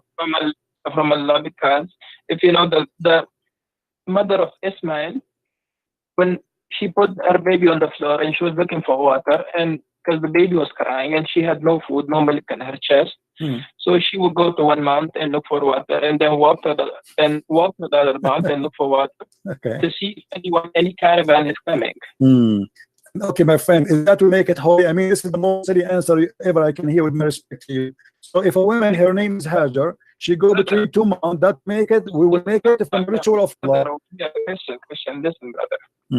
Your problem over here is that your belief in God is not strong. Your belief is mostly psychologically. Your questioning is mostly scientific. You want to try to prove everything logically, scientifically. Where with God, everything is not proven scientifically. My friend, I am proving to you from your Islamic books, what you said to me about As-Safa and Marwa is false. Because if you go to your Islamic books, and you will see that there was two idols for two men, a man and a woman, they have sex. And because they have sex, the Arab believe that Allah, he cursed them and he made them idols. Ibrahim alayhi salam. No, it has nothing to do with Abraham. Abraham, he never been in the Kaaba. This is a fiction of Muslims. There is no way Abraham will go there. And by the way, if Abraham, he went there, why he left? Why he did not die there? I mean, how in the world this guy, he went all the way, and Allah, he ordered him to build the Kaaba or to rebuild the Kaaba? He has two kids. One kid is Ishaq, and the second kid is Ismail. From that, you know that he has two kids, one is Ismail and one is Ishaq. Okay, and Ishmael is from where? Ishmael is he's the son, one of the sons of Ibrahim. Okay, who is his mother? Who is his mother? His mother is Hajar. Okay, Hajar. So she is an Egyptian, right? Yes. Okay, Abraham is from where? So Abraham is from where? I'm trying to explain. You're saying that it was a paganic worship, but it's not a paganic worship. Okay, my friend, my friend. Even if you know that the Jamara in Mina, where people go on the Hajj time, they do the Jamara. Do you know why people do Jamara over there? Because this is from the pagan belief that there is a shaitan, he have a house there. Brother, it's not a pagan belief. It's a pagan belief. Brother, listen, at the time of Prophet Ibrahim, when Prophet Ibrahim saw a dream, in a dream he saw that he was slaughtering his own son. Okay, he was slaughtering his own son, Ismail. And when he was taking Ismail with him, the Satan, he came to him in a form of a big shaitan, then a medium shaitan, then a small shaitan. But Ibrahim and Ismail both, they rejected them. They rejected shaitan. They thought them as stones. Okay, may I ask you please, where do you get the story from? What was Ibrahim that the dream that you saw is not true. Don't follow the dream. Even the shaitan told Ismail that don't follow the dream. It's not true. Okay. So you are saying to me that the dream Abraham he saw to slaughter his son is from Shaitan. It's not from Shaitan. It's from Allah. The dream that he saw was Okay. from Allah. Okay. Jalla. Okay. Okay. You said to me that Shaitan he came to him as a big Shaitan and a small Shaitan. In 3 different forms. Different form. What is the form? What is the form? The first form is on bigger form. The second form is medium. The third one is the small. What is the form? 3 What is the form? What is the form? Shaitan is if you know Shaitan is jinn. Okay. He would come in different shapes. To try to put waswasa in the heart of Ismail. Okay. So Shaitan he come in different form. Not from the dream, not from the. Okay. Okay. True. Is it true? Is it true that Shaitan he come to Prophet Abraham and he was trying to burn him by coming as a lizard? So, brother, let me tell you. You are going back to the stories of Ibrahim alayhi salam. You are the one who mentioned that to me, because I'm trying to show you. I'm trying to show you that Islam is nothing but fictions. How in the world you want me to believe that Shaitan he became a lizard and then he started blowing wind at Abraham and the purpose is to burn him alive? How in the world you want me to believe that your God is saying something really real, and yet a little lizard salamander he is burning Abraham by blowing wind at him? Listen. So if you know that Shaitan from day one is the enemy of all human beings. But a Shaitan is a salamander. I'm not saying it's salamander. Well, your prophet he said so. But your prophet he said so. Your prophet he said so. Are you against what your prophet said? You know what I'm saying. Listen to me first, then we'll go what our prophet peace be upon him said. What I'm saying is that Shaitan from day one he's our enemy. You know, you agree with that? Yes or no? I believe what? Say again? Do you believe that Shaitan, devil, he is from day one our enemy of all human beings? He is the enemy? No, I believe Allah is the real enemy, because the Quran says that the one who Allah he deceived, no one can guide. So Shaitan is not a problem. If Shaitan misguide me, I can be guided by someone. But if Allah deceive me, nobody can guide me. So the number one enemy is the real deceiver, is Allah. Shaitan is just a victim. The same as what your prophet he said about Adam. Adam he commits sin. Why? Because Allah he wrote in his destiny that you will commit sin. So Shaitan is just an employee for Allah. He do what Allah told him to make people commit sin. So why you are blaming Shaitan when the fact not made him an employee? If you know, if you go back to the ayat, okay. When Allah asked him, why didn't you prostrate to when Allah asked Iblis, why didn't you prostrate to Adam? What did he say? He said that okay, here we go. Here we go. Okay, you just proved to me my point, because Allah is ordering the angels to bow down, and this is shirk. Because how in the world you order someone to bow down to a man and you are yet God? But it's the order of the God. It's not the order So Allah is the first mushrik, the first one he taught. No problem. The first one who taught shirk according to you, according to the Quran. The first one who taught shirk is Allah. He ordered everybody to bow down to a man. Thank you very much. Secondly, my friend, let me answer you. Secondly, you said Shaitan, he said to him, why I'm going to bow down for him? And he's right. I mean, why? Shaitan, he commit no sin. He did not do anything wrong. And yet Allah went on to bow. He is not even part of the conversation. It was the angels arguing with Allah. So why he get angry from Shaitan? Number three, Shaitan is saying to him, you created him from mud. I created me from fire. And now you are saying to me that Allah will send Shaitan to fire to burn in hell? That's crazy. He's made from fire. And number four, your prophet, he said in the hadith that Adam and Moses, they have an argument. And Moses says to Adam, oh Adam, you are our father.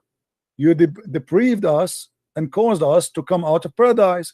Adam said to him, you are Moses. Allah chose you for his speech and wrote the Torah for you with his hand. Do you blame me for doing deed which Allah had decreed that I should do 40 years before my creation? And then your prophet, he says, so Adam, he refuted Moses. Adam, he refuted Moses 3 times as usual. So as you see here, Adam is saying to Moses, can you blame me for the sin which Allah He wrote for me, and I have to do, I should do, I have no choice. So why we are playing the devil? The devil is a poor guy, and Adam is a poor guy. The real one we can blame here in this case is your God Allah. He is the one who wrote the scenario. Okay, Adam, I will make you, I will force you to commit sin. So Adam have no choice. He forced Shaitan to commit sin. He ordered Shaitan to be the enemy of man and to commit sin, and he ordered Adam to obey Shaitan. And now we have a sinner, his name is Adam. So in the debate here you see in front of you, and this is Sahih Hadith, where your prophet agree that Adam was right and Moses was wrong. So how you can say to me who is the biggest enemy to mankind? I say it is Allah, because if I am Adam, I will be now crying for the unjust. Allah, He made me do sin, and yet He punished me and He kicked me out of heaven, but it was Him who forced me. Brother, so your question back, go back to the Shaitan didn't made the sajda prostration. Okay, go back there. Just wait a minute. What do you want to answer about this one? You don't want to answer about Allah? He is ordering about your prophet explaining that Shaitan and Adam are victims of Allah crime. Okay, brother. So I was trying to tell you that we should go back. So let's say today, President Trump, being that, because I live in America today, he made the shutdown today. Okay, he made the shutdown for more than, now it's the second month that he did. Okay, can anyone stop him to? Can anyone tell him to open the government if he doesn't want to? So you are saying to me, your God. Can anyone just listen first? Okay, I'm going to answer you. You said to me, can anyone? Then we'll go back to the world. So you are saying to me that your God is evil, the same as a Trump. He decided evil is Trump now, and he decided to shut down. So what is comparing to? I mean, can you? Who cares if I can or not? If he is so evil, he is so powerful, does not change the fact that he is evil. So you are saying to me, we have an evil God who make us commit sin, and we have no choice but to obey his sin. You are keep on interrupting what I'm saying. No, I am not. You're not letting me talk.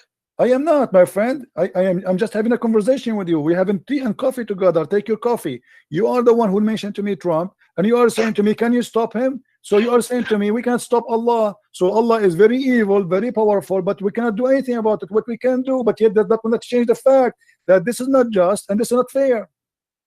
So first, what you gotta do is, first, brother, I recommend you first learn what God is. In Islam or in Christianity? Christianity. First, learn that. Christianity. First of all, our God. If Jesus tell you, right? Jesus tell you, do this. Would you do that? Like I told you, prostrate. I told you. Just to see if you're obedient or not. I told you many times. If you told me, if you order me to do wrong, I will do. I will not do wrong. If you told me to do wrong, that's mean. That's mean. My friend. No. This is not a punishment. This is not a punishment. Why he's punishing Adam?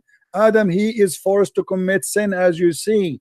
This is not a punishment. Why in the world you force me to do sin, and then you punish me for committing sin, and then you kick me out of heaven for saying to me you all commit sin? That is the most crazy argument. The one who should be kicked out of heaven is Allah. Are you an atheist?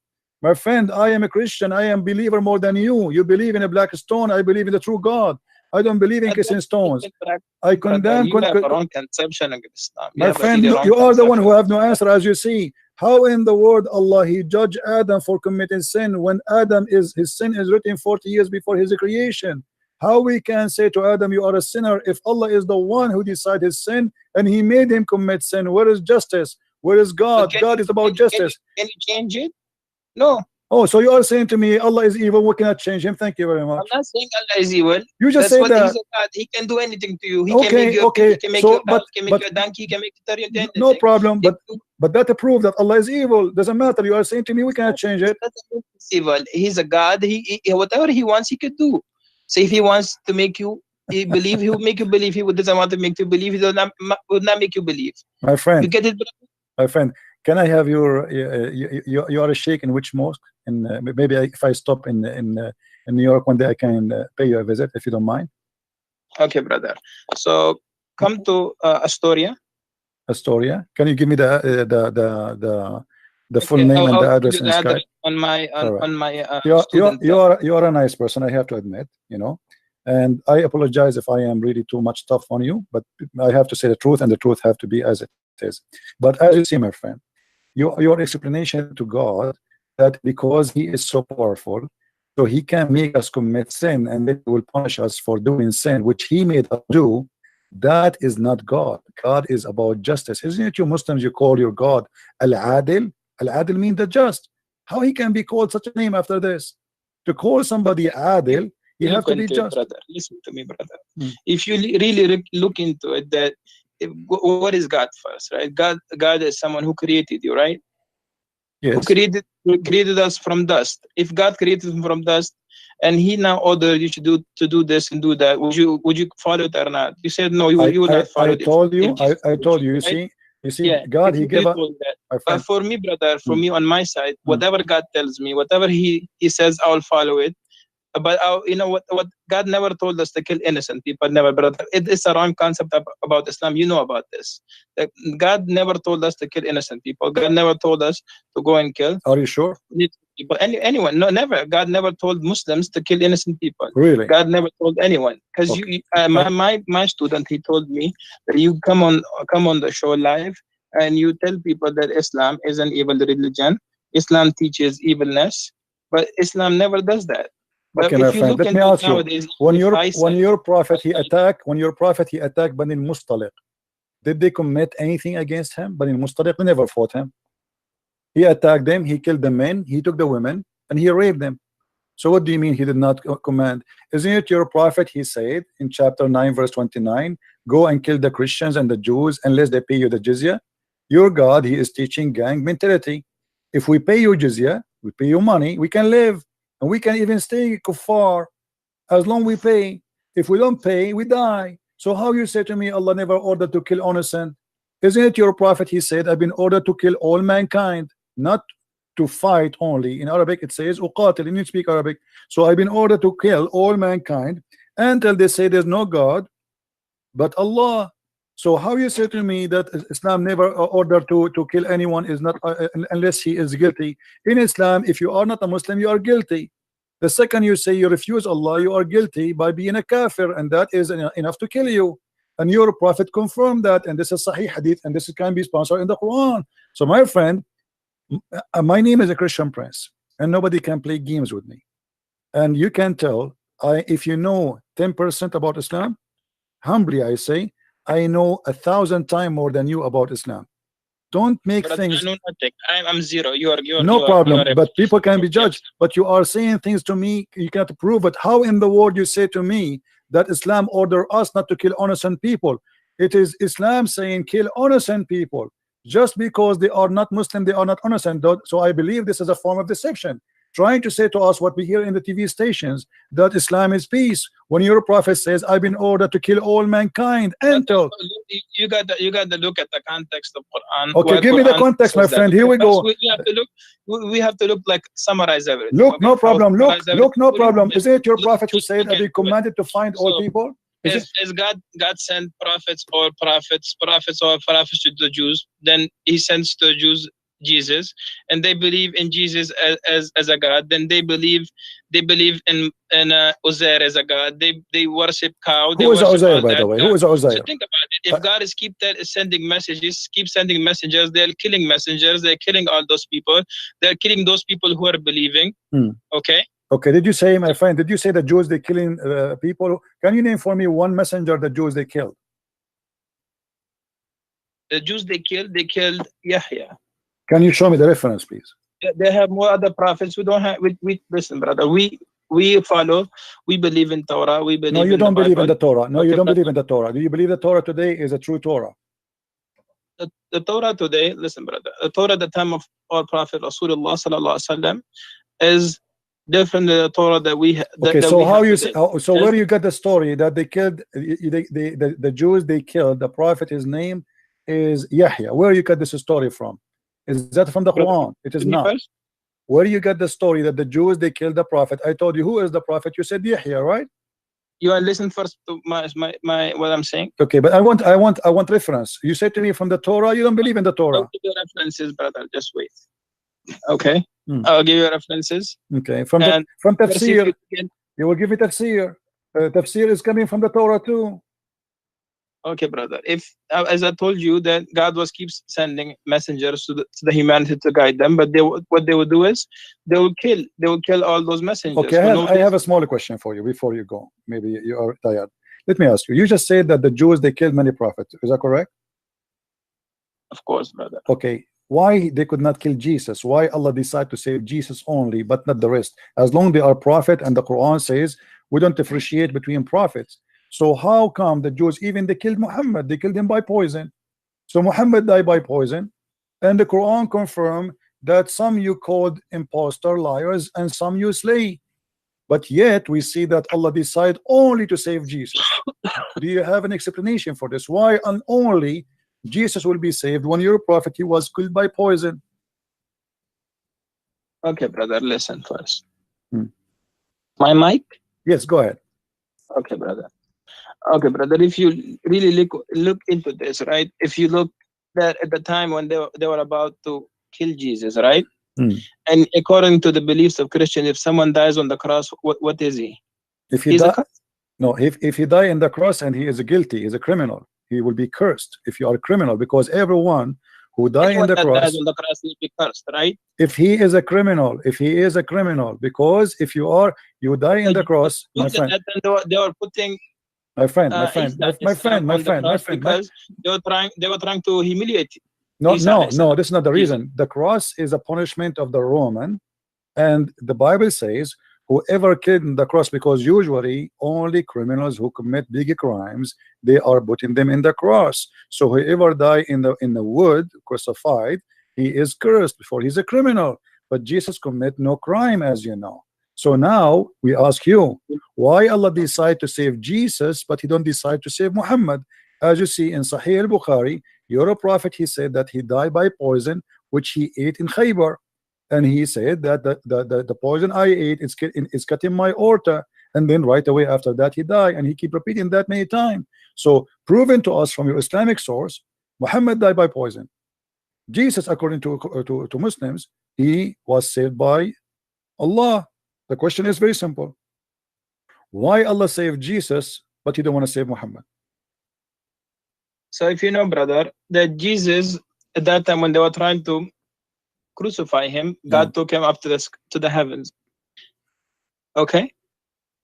What? So say again what? I did not get you. What? So God took him to the heavens when they were trying to crucify Jesus. Okay, why Allah did not take Muhammad to heaven? If you really know Bible, even if you go to your priests, right, they will tell you that there was a prophet, that God will tell each prophet that there's a prophet coming, my last prophet. Even if he comes in your time, you have to believe in him and you have to follow his teachings. And what does this have to do with my question? Agree? Why Allah did not save Muhammad? Agree? That Allah told every prophet that I will send a prophet, that will be my last prophet. If he comes in your time, you have to follow him. What last whatever prophet? Who was the last prophet? As I'm saying to you, that even in Bible, is even in Torah, okay, that God told that there will be a messenger, the servant of Allah will come to you. The Bible says that. The seals of the prophethood. I don't know. I just learned this from you. I never even saw the word Allah in the Bible. What are you talking about? And how Muhammad can be the messenger of God, yet the Quran says, look like my friend, you do not know your religion. Isn't it the Quran says we never send a messenger unless he speak the language of the people? So in order for Muhammad to be a messenger to the Jews, he have to speak the language of the Jews, and he have to be one of them. And this will be a contradiction for the Quran. Look like you Muslims, you don't respect the Quran and you make fun of Allah's words. In chapter 14, verse number 4 says, we send not a messenger except to teach in the language of his own people. So in order for Muhammad to be a messenger for the Jews and for the Christians from different ethnic group, he have to be from the people, speaking the tongue of the people. So how you explain that to me? So you are contradicting yourself, contradicting your religion, and you are showing no respect to the book of Allah.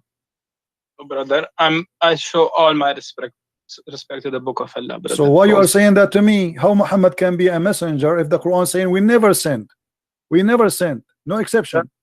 He never sent. That means that at the time of Musa alayhi salam. No, my friend, this is not in the time of Musa. This verse came in the time of Muhammad. okay, they came in the time of Muhammad, but God is talking about that we sent messengers to the people in their own language. Oh, correct. So Muhammad, he was sent, but we never Muhammad sent. was sent to the Arabian people. Over there were Jewish people and there were Christian people over there too. But no, but they are not from the people. They are not Arab.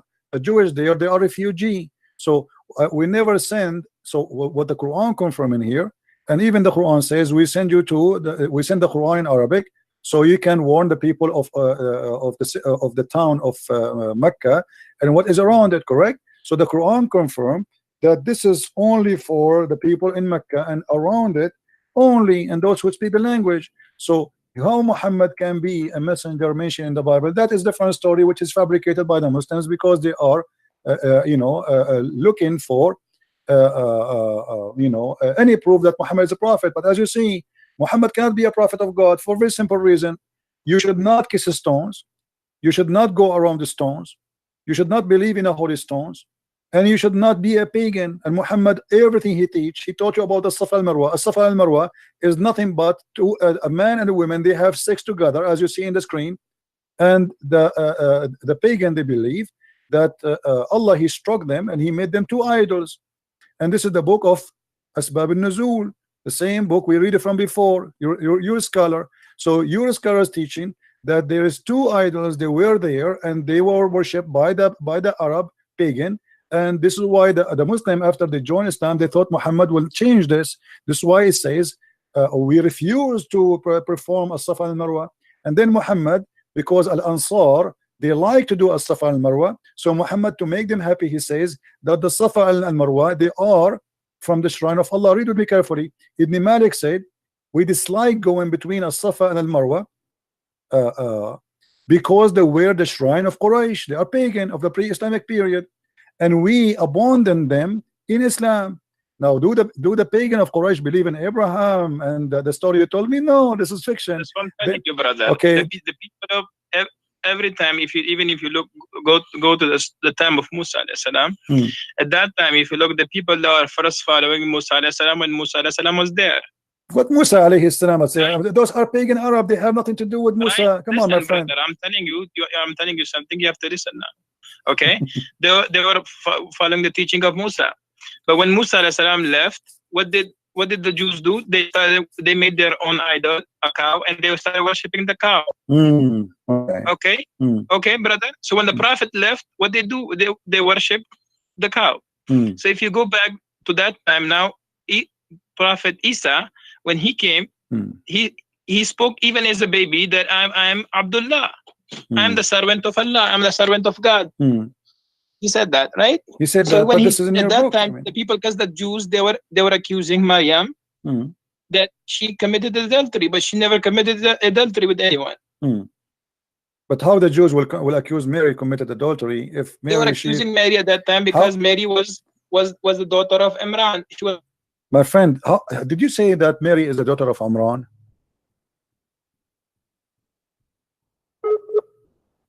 Oh, we are losing him.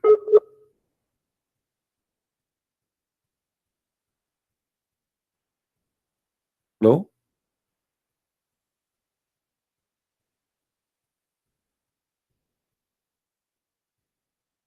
Hello?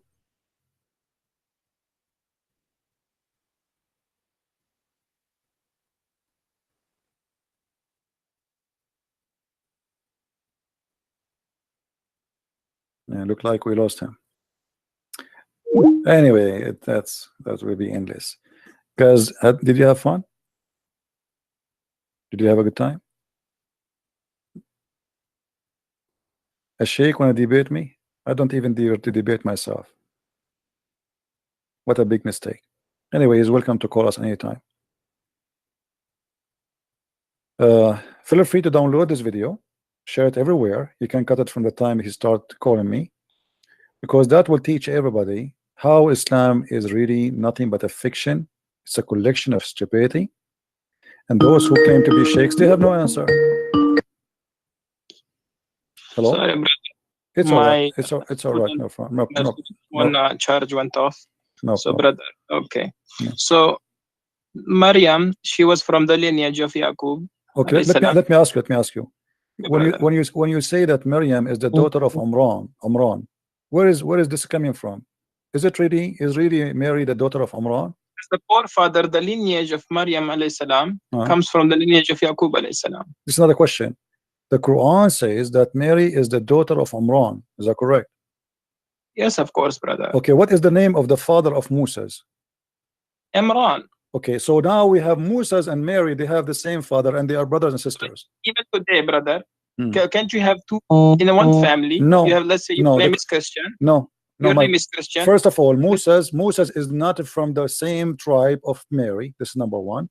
Secondly, I'm saying lineage. I'm not saying tribe, brother. No, saying lineage. Still lineage will not be the same, because at the end of the day they are from the same tribe. Secondly, the father of Mary, his name is not Umran. So why Muhammad he quote a wrong name? Simply because he thought that Maryam, the sister of Moses and the sister of Aaron, is the same Maryam is the sister of Moses, the mother of Jesus. So Muhammad he says, Ya Ukhta Harun, or sister of Aaron, because he thought that those are family and all of them they have one father. His name is Umran. So your prophet cannot be a prophet. How he cannot quote a name correctly? His history is wrong, and he quoting name wrong, and he claimed that Aaron is the same, have the same father as Mary, which is Umran. And the same time he said to her, oh sister of Aaron. So this is additional proof that your prophet cannot be a prophet.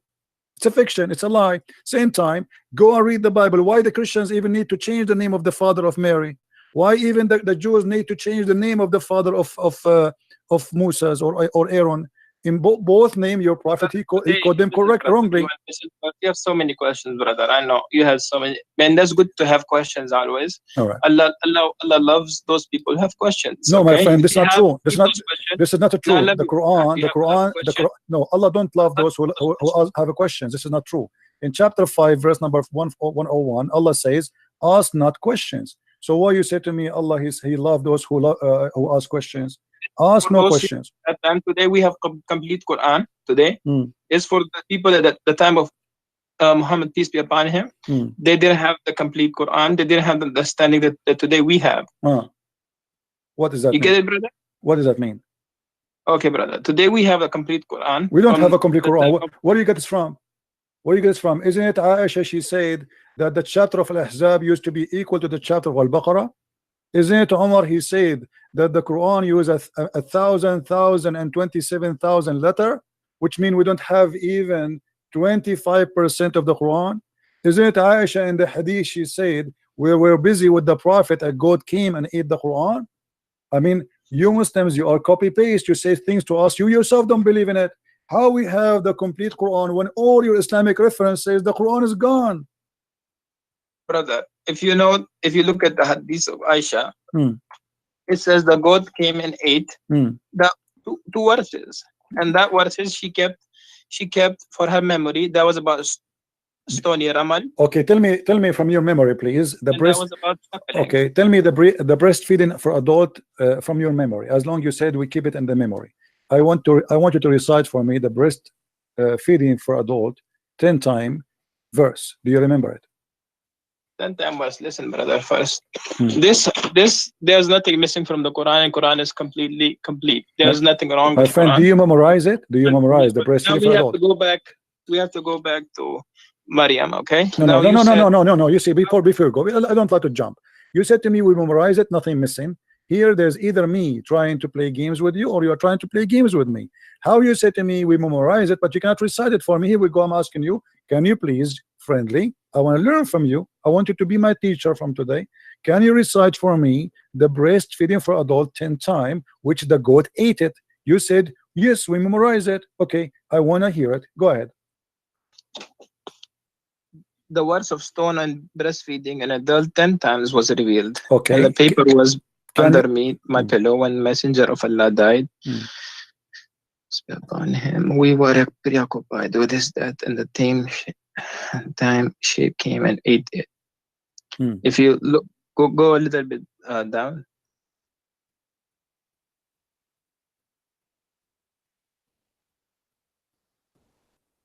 Okay. This is just a comment about the hadith. This is not, So anyway, so can you recite for me the breastfeed for adult verse, please? You said we memorize it. There's nothing is missing. there's no verses about that. That was something that she kept about for her memory. Okay. Really? What are you talking about? It says here the verses of stoning and the breastfeeding was revealed. What do you mean there was no such a thing? It says was revealed. Do you see the verse of stoning and breastfeeding was revealed? So what do you mean there's no such a thing? Okay, brother. You have so many questions, and we need, if you know, the Quran is not a book that we just take it and we just read it and we just throw it there. You know, this is another we have question, my respect friend. for This is another Quran. question. This is another question. Can you recite for me? Can you recite for me the breastfeeding for adult verses? Sorry, brother. Can you recite the verses for breastfeeding for adult 10 times? Adult 10 times. Can you recite the verse? There's no words for that. Okay, brother. Well, here it says that the verses was revealed. So are you accusing Aisha to be a liar, my friend? I'm not accusing Aisha, that she's a liar. So why you are saying there's no such a thing? Aisha, she said it's a verse and it was revealed, but yet you say there's no such a thing. So one of you is lying, either her or you. Okay, brother. I'll call you. What time you come live? Almost every day. Almost every day, my friend. Every day from what time to what time? You know, sometimes 3:30 New York time, sometime before. You know, you can subscribe to my channel and you will be able to follow me. Okay, brother. I'll tell my student to listen to tell me. You are welcome, and I welcome you always. And I apologize again if I was harsh in some words with you. I don't mean to be harsh, but I know you have questions. I know you have questions about Islam, how it was revealed, why was Prophet Muhammad a prophet, why was Quran revealed, why was each verse revealed, why we have everything from the Bible and the Torah. You are saying this when you have so many why. So inshallah we'll answer all of your whys. Yes, but nobody can answer them, as you see. Until now you did not answer anything. And the last one you are trying not to answer. Why you don't? My friend, before you go, I understand you are going. You are going. You said no, because so you don't know the concept of God first. My friend, before you go, the last question I asked you, why you don't answer it? Why you are saying that Aisha, she said there is a breastfeeding revealed, and you are saying there's no such a thing? Why you don't? Why? Either you apologize from Aisha, not from me, because you are accusing Aisha that when she said the breastfeeding for adult 10 times was revealed. You know what revealed mean? It was inspiration. Either you apologize from Aisha or you say I don't agree with Aisha. Okay, brother. Let me see the hadith again. I'll try to look into this hadith. Okay, brother. Okay. And we'll try to talk again and again. So you will not answer me now. You will not answer me. Okay, I got it. Okay, no problem. All right, my friend. Thank you very much for calling. I will answer you. It's not that I can't answer you, because whenever I speak, you say why. When I try to answer, you say why. Then I answer, they say why. It's like you keep interrupting. Like you I'm have not interrupting. Here we go. I will keep my mouth shut for the coming 30 minutes if you want. Do you like to answer or not? I will answer you, brother. But one day. But right now, it's time for Isha Salah. Oh, okay. All right. Okay. Well, okay, brother. Okay, and I have to go to the masjid and pray Isha. All right. Take care, my friend. And thank you for calling. Thank you so much. You're welcome.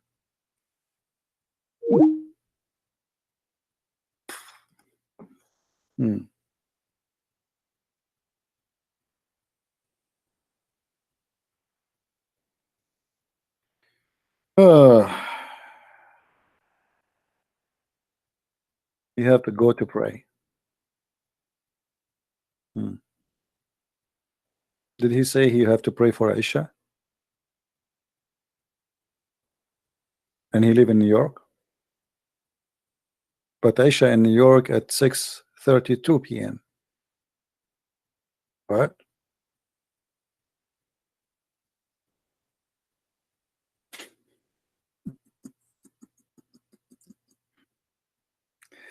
Oh boy. Okay. No problem. Things happen. Things happen. Christians.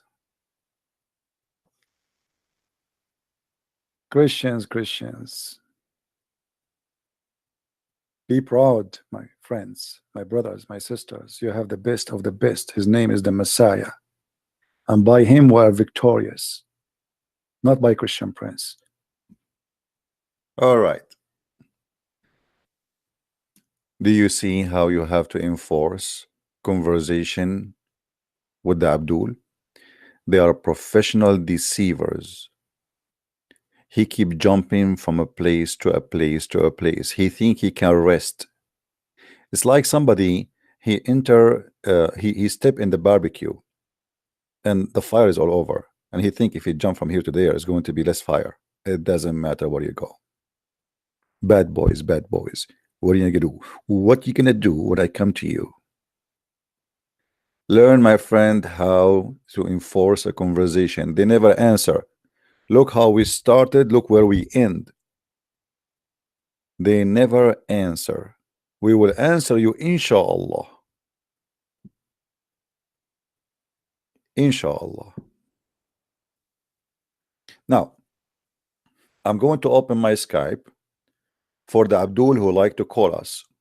Inshallah, they can answer us. We will give them 15 minutes from now to receive a Muslim call for any Abdul like to call. Only Abdul, please.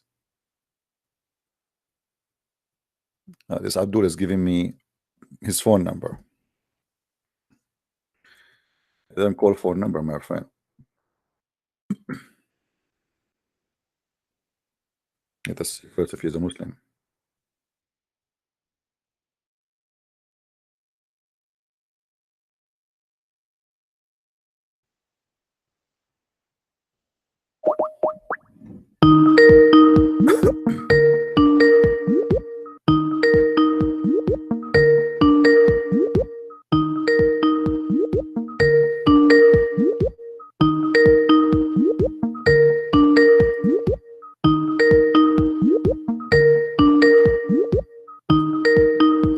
Okay, the Abdul is not answering.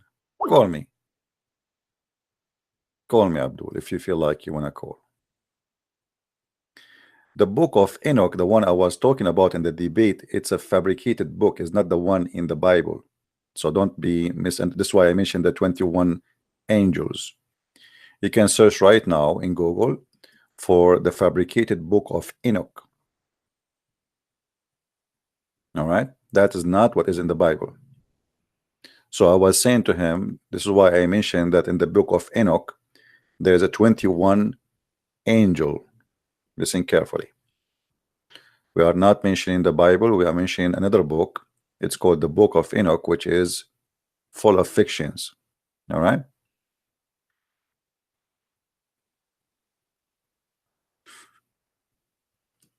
Any Abdul?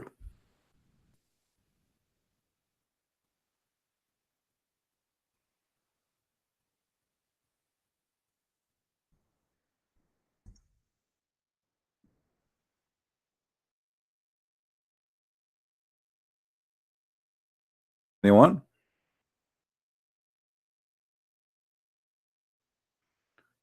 Okay, of course.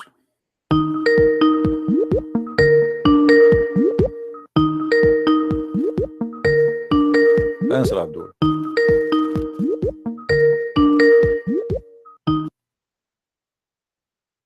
Hello, Hello, Abdul. How are you?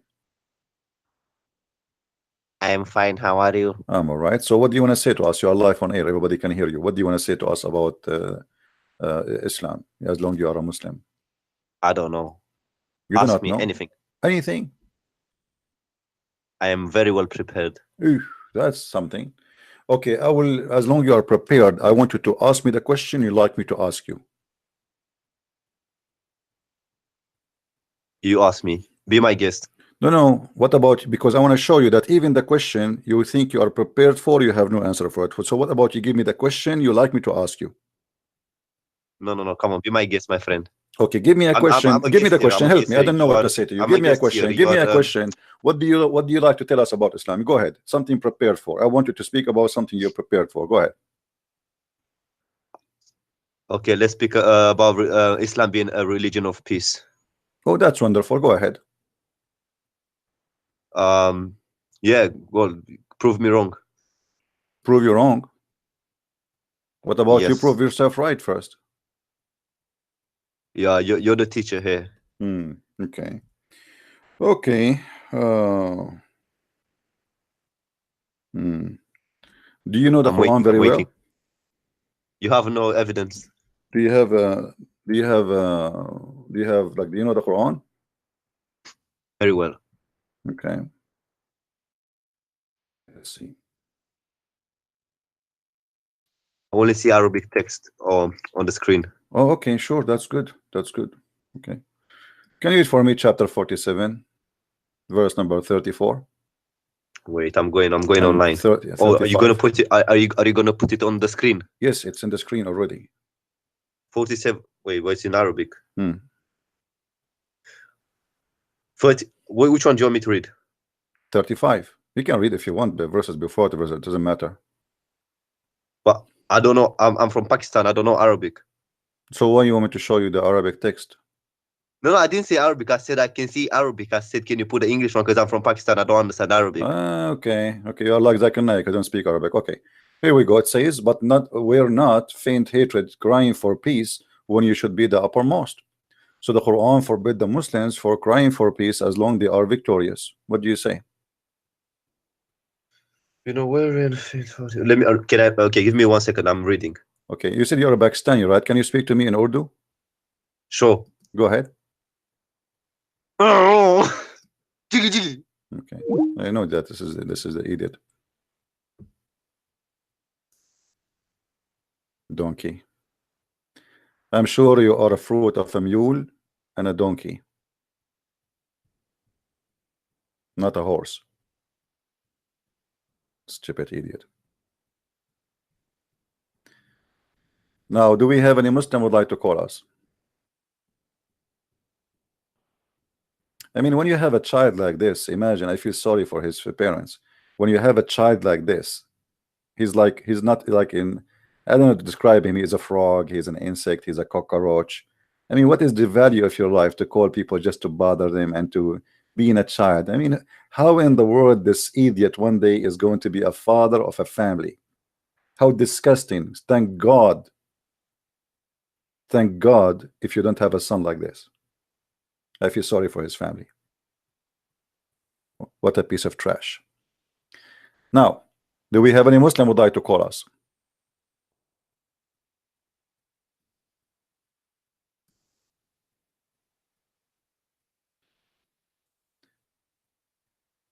Cry not for peace when you are the uppermost.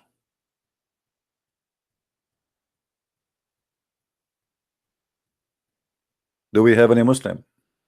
Guys, don't call me in Skype, please. I mean, don't text me in Skype. If you want something, text me in the chat. Skype only for Muslims to call me, not to chat. If everybody texts me in Skype, I have thousands of people. So please respect that you are disturbing, not helping. This is why the chat is for. Skype is open for Muslims to call, not to chat with any.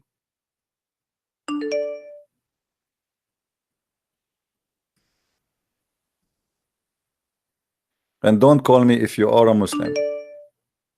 Somebody, his name interfaith something, don't call me. You have to be a Muslim. I am not really interested to receive phone calls from Christians saying to me, thank you. I want Muslims.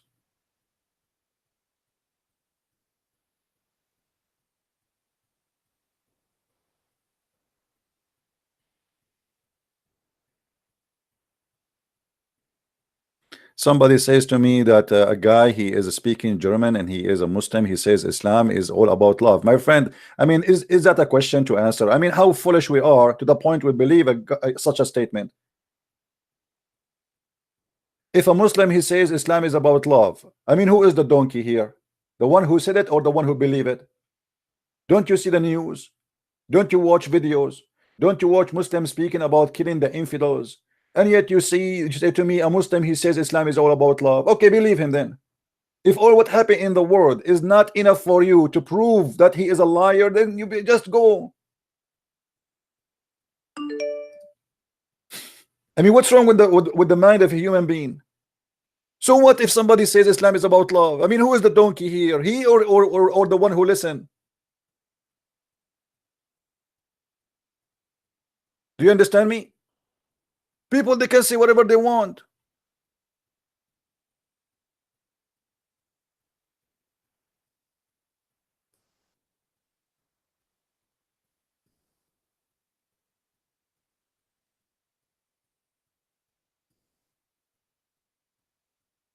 If everybody says something in the internet, then we have to refute him. I mean, this is the most stupid thing. That's it. We just showed you in the screen. You know, we have thousands of videos showing you. And ISIS, they help us. Al-Qaeda, they are the true Muslims.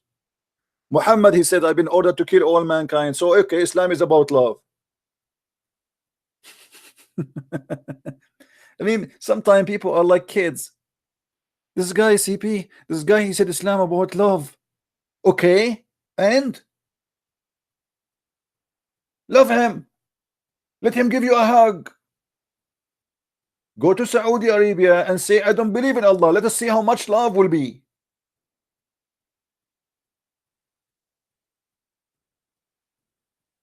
As long Islam is about love. Why somebody go to the embassy to get a paper for marriage, they chop him pieces? That's too much love. Why in Saudi Arabia, Emirat, Bahrain, Kuwait, Qatar, etc., they have an apostasy law and the punishment is death? Love, here we go. The guy, he don't love him. He don't want to be a Muslim. What love? The guy, he don't want to be like us. He want to be a gay. What we will do, we will throw him from the top of the... Okay, so either you say to me you are a liar, or you are saying to me I am stupid. Islam is all about love. Why if somebody, he says that I want to preach the gospel, we arrest him and we kill him? But Islam is about love. Why it's forbidden for somebody to celebrate the Christmas in Saudi Arabia, and if we do so, he will face death penalty? Islam is about love. What is missing to say to me that Santa Claus is a Muslim? And not only that, maybe Valentine himself, Saint Valentine as they call him, he himself is a Muslim. What love? They forbid even people celebrate. You know, go and search right now about Saint Valentine. Are we allowed, brother, to celebrate Saint Valentine, brother? For sure not. But Islam is about love. Okay, Islam is about love, but why we cannot celebrate love?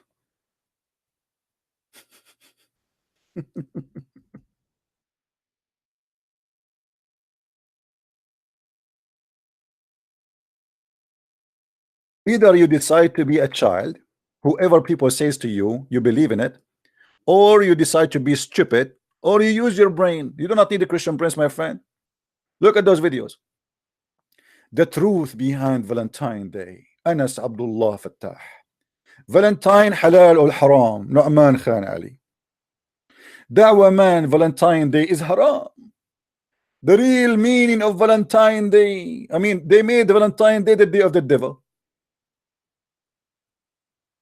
All of this, Islam is about love. You see how much love is involved there?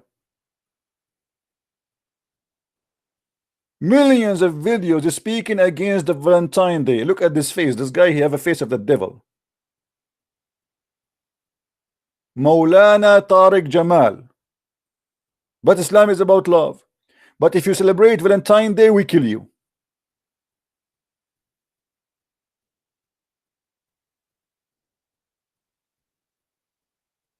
Islam is about love. But we are going to behead the one who installed the prophet. The one who said the prophet is a black, kill him, as the hadith says. Islam is about love. We love to kill.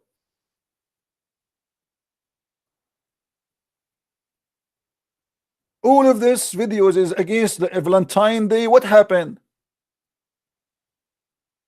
Valentine Day is a big threat to Islam, because you should not be in love as a Muslim. You should be in a lust. You should be having sex around. You should hire mut'a. Mut'a is haram or halal. It is halal. Valentine is haram.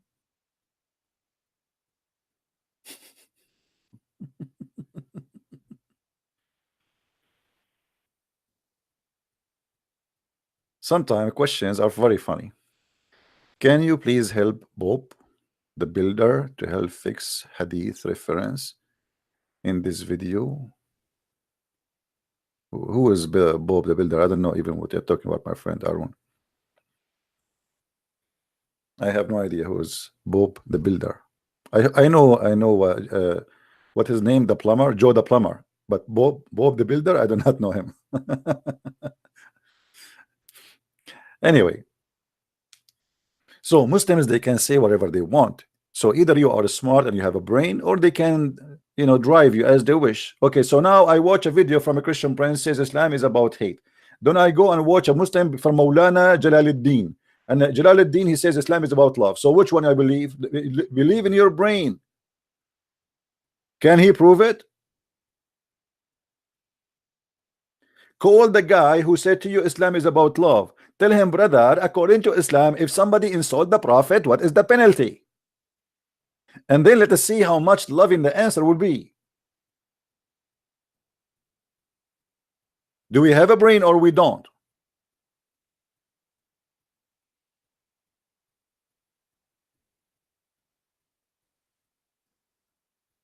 And the funny, they send me videos of like people from Germany supposedly trying to refute me. Like there's a guy, his name is Tarzan from Germany, Tarzan. So this guy, I make a video, he say Christian Prince is a liar. Christian Prince, he said that the Prophet, he stink. You stupid idiot, it's not me who said that, it's your scholars. And he say, and then he said to you, this hadith is weak. Even the weak hadith is accepted. And what weak? Weak because it's embarrassing. For you, it is weak because it's embarrassing, proving Muhammad to be a false prophet. You Muslims, you report that the Prophet, he stink, not me. The book is not a Christian book, it's not a Jewish book, it's a Muslim book. It's written there that the Prophet is stink. Now you are fighting who? Fighting me or fighting the Muslims? For you today, it's a shameful to say the Prophet was a stinky person. He died and he stink. So the only solution, anything will make Muhammad look bad, we say it's weak. You are the Islam is weak religion. Muhammad is weak. Allah is weak. The same as this sheikh who called me today, and he have no answer. Inshallah, we will answer you. It's a weak cult.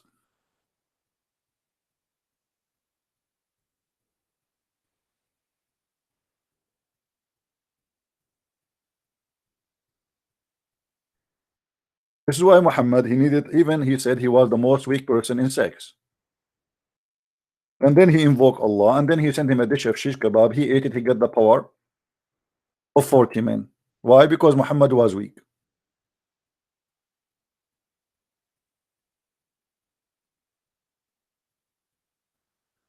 Do we have any Abdul?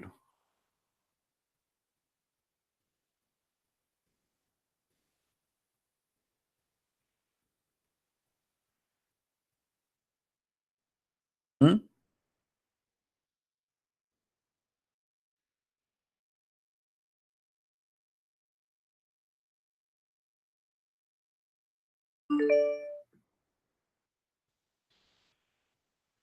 Don't call me if you are a Muslim. Look like people, they don't listen. I say only Muslim call me, and it doesn't matter what we say to them.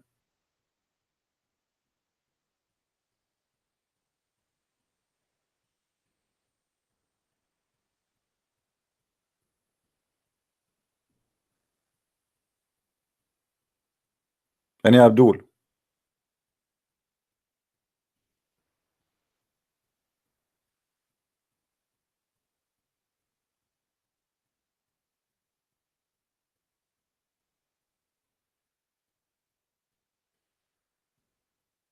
Anyone? Mayday, Mayday. Who is the Abdul wanna call us? Mayday, Mayday. And inshallah we will answer you. You have too many questions, brother.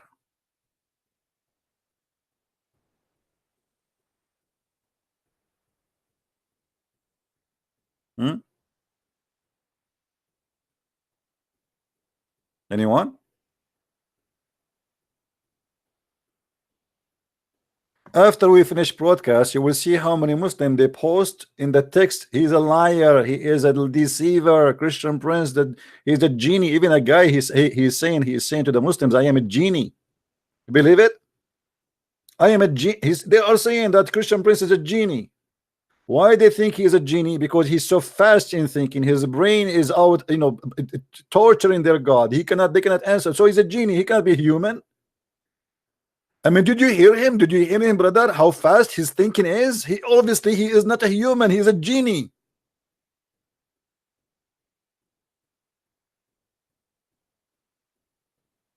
There is a guy from Indonesia. He posted to website supposed to refute me, and they are calling me names. I was enjoying really the post from Indonesia. Indonesian people are going crazy because of me, you know, because a lot of Indonesian live in Islam, a lot watching my videos.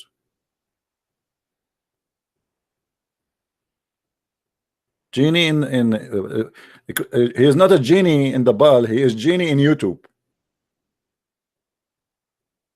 Yeah, you can get a 3 wish. One of them is to make your penis never go sleep.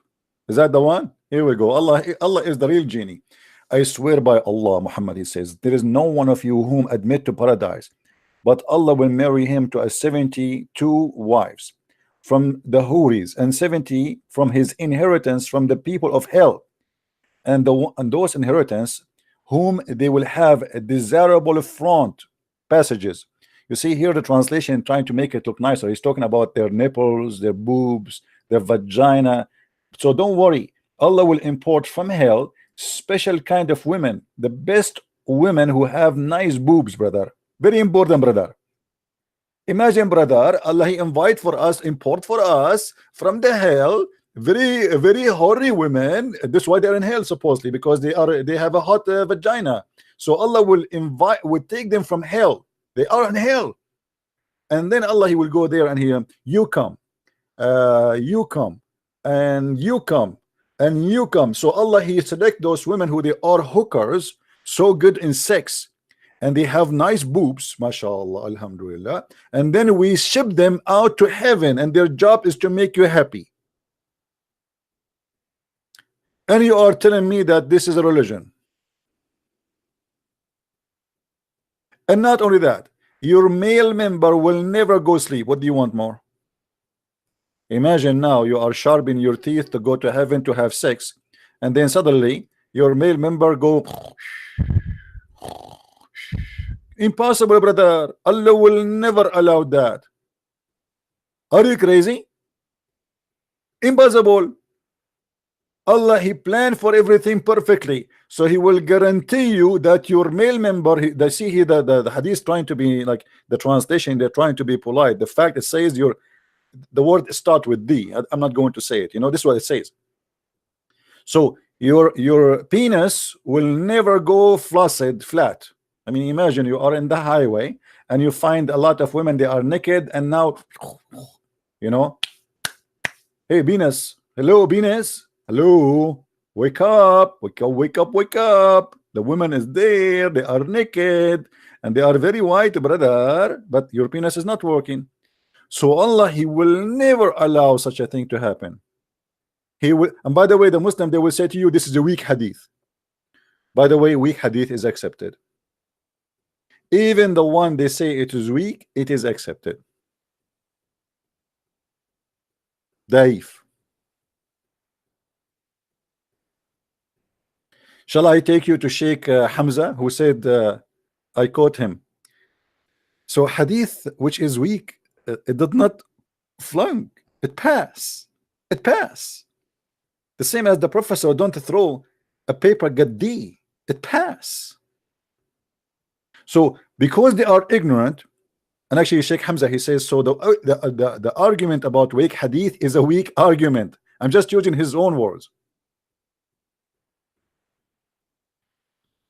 Anything you say to them, because they are ignorant, they are kids, they say to you it is a weak hadith.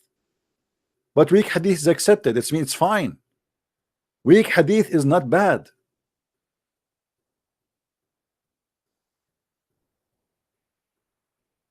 Do we have any Abdul?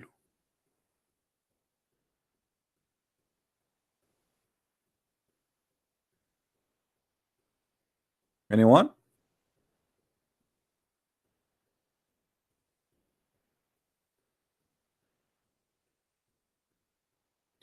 And as you see, we have a sheikh for how many, like all this time, he could not answer anything. And when we show him a Sahih hadith, Aisha, she said he denied. Did you notice what he did, this guy? He said there's no such a thing. It's called Arda'ul Kabir, to do breastfeeding for adult 10 times. But this is Sahih. The story is mentioned many times.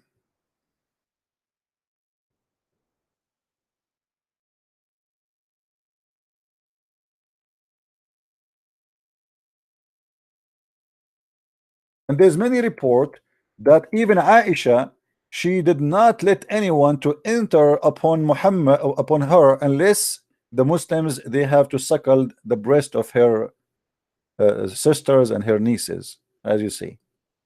So anything is embarrassing, right away they say it is there's no such a thing. Here we go. This is Sahih Muslim. It's Sahih Muslim. It's even the name of the book is Sahih Muslim, which means correct Muslim. So the name of the book is correct Muslim. You Muslim, you call it correct, but it's wrong. Anything is embarrassing, they say it's wrong, it's weak. But weak is accepted. Even the weak one is accepted. Again, just to remind you, the video about animals, the most dangerous animals in Islam, is back. You know, YouTube put it back because they tried to take it down. The Muslims, they flag it, and YouTube agreed there's nothing wrong with that video. We are fighting hate, we are not teaching hate. And they thought maybe the Muslim, they flag it like crazy, and they try to take it down, but you know, it doesn't work. It doesn't work, my friend, because even if you take my video down, the video is all over. You see, there's something about Christian Prince maybe you do not know. When Christian Prince, he says anyone can download my videos, there's a purpose of that. So the videos will never disappear. They are all over the internet, not only in YouTube. So if you think you can take my videos down, you are dreaming. And my books is there too. And this is why we say, please download.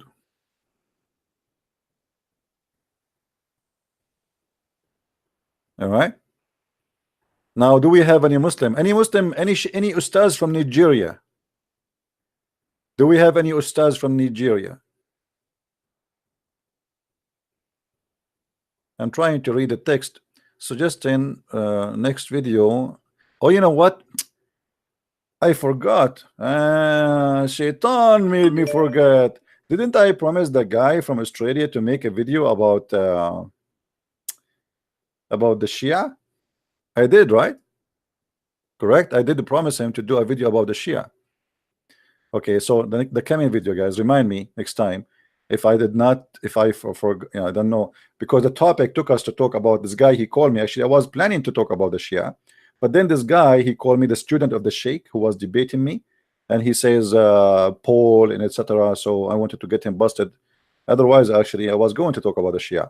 So remind me next time we go on air to talk about the Shia. The next episode will be only about Shia and the madness of stupidity and the teaching of Shia. Like you have this guy, what his name? Imam Tawhidi. Imam Tawhidi, he make fun of the Muslim Sunni books, but his books is full of poo-poo. I mean, it's like backed up to the point if you open it, it's going to be all over. It's like boing, boing, boing. It's like, I mean, how the Shia, they laugh at the Sunni, and how the Sunni, they laugh at the Shia. I have no idea. It sounds like both of them, they think each one of them have the back of a camel, but they do not really see what is in their back. You know? So, and remember, when we speak about the Shia, you will not believe what you will hear. Crazy, crazy stuff. You will lose your mind, brother. Now, I'm not going to stay longer here. I encourage all the Muslims to bring their sheikh to debate me. Today we heard how they cannot, and the sheikh, he promised me he will answer me, and we are waiting for him to answer and to call back. Maybe maybe now he is preparing himself and sharpening his teeth and taking some school class. This guy, he have a student. Imagine, he have a student. You're right. And he said to me, you need to sit down face to face with the scholar. And I said, aren't you the scholar? Face to face. I love it when the Muslim they say to me face to face. Never say to me ass to ass. I mean, what face to face mean? Aren't we talking? What face to face will do? What does that mean? Face to face. Show us your face. Be a man, show us your face. Well, even Allah himself, he never spoke. He spoke always from behind the veil. Why you want to see my face? Even Allah, he says that he never spoke to anyone except from behind the veil. Chapter 42, verse number 51. As you see, Allah never spoke to anyone except from behind the veil. So why you don't say to Allah, show your face? What about we ask Azazil? Did he say the angel Azazil? Azazil. Nice to meet you, Azazil.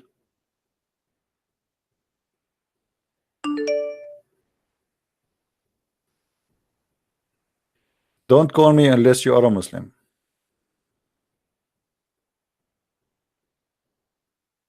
Look like one day I will give up this Skype and stop opening it, because we keep saying only Muslims call me, but nobody listen. Anyone? Who is a Muslim when I call us?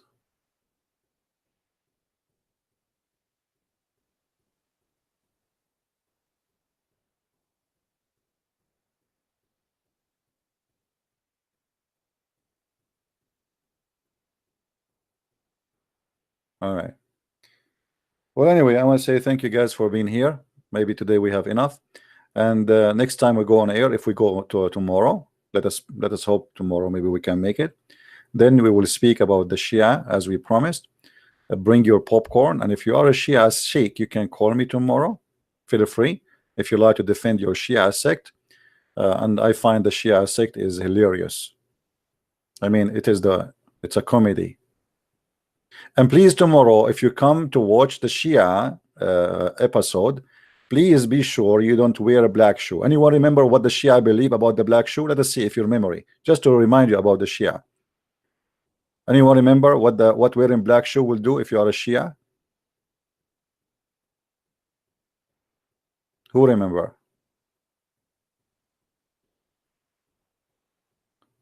If you wear a black shoe, according to the Shia, that will make your penis useless.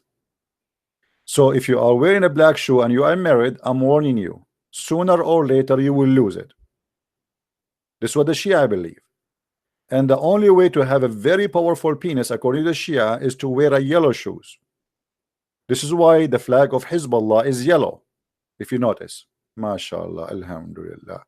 Now I understand why a lot of people, they are suffering from sexual problems. It is the black shoe. I thought it's something else. It turned to be the black shoe. Let me see my shoes. This one is not black, and I have only 2 shoes. That's it. None of them is black, so I'm fine. Thank God. It happened by luck, not because I was smart. It was by luck. Like, it's a relief. I man, imagine. I mean, you wear a black shoe. I mean, what an idiot! How you do that? Don't you know that it is haram? And don't you know that this will cause you to, you know? And come on, don't wear a black shoe. And by the way, this is proven scientifically to be correct. So next time we go online, if it's tomorrow, it's tomorrow. If not, maybe the day after, we will talk about the Shia. Please invite your friends and tell everybody, and subscribe so you get notification. And don't forget to subscribe to minds.com/Christian Prince. You see it in the screen always.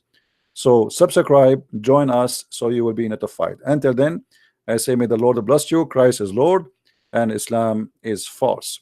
Thank you very much. Take care.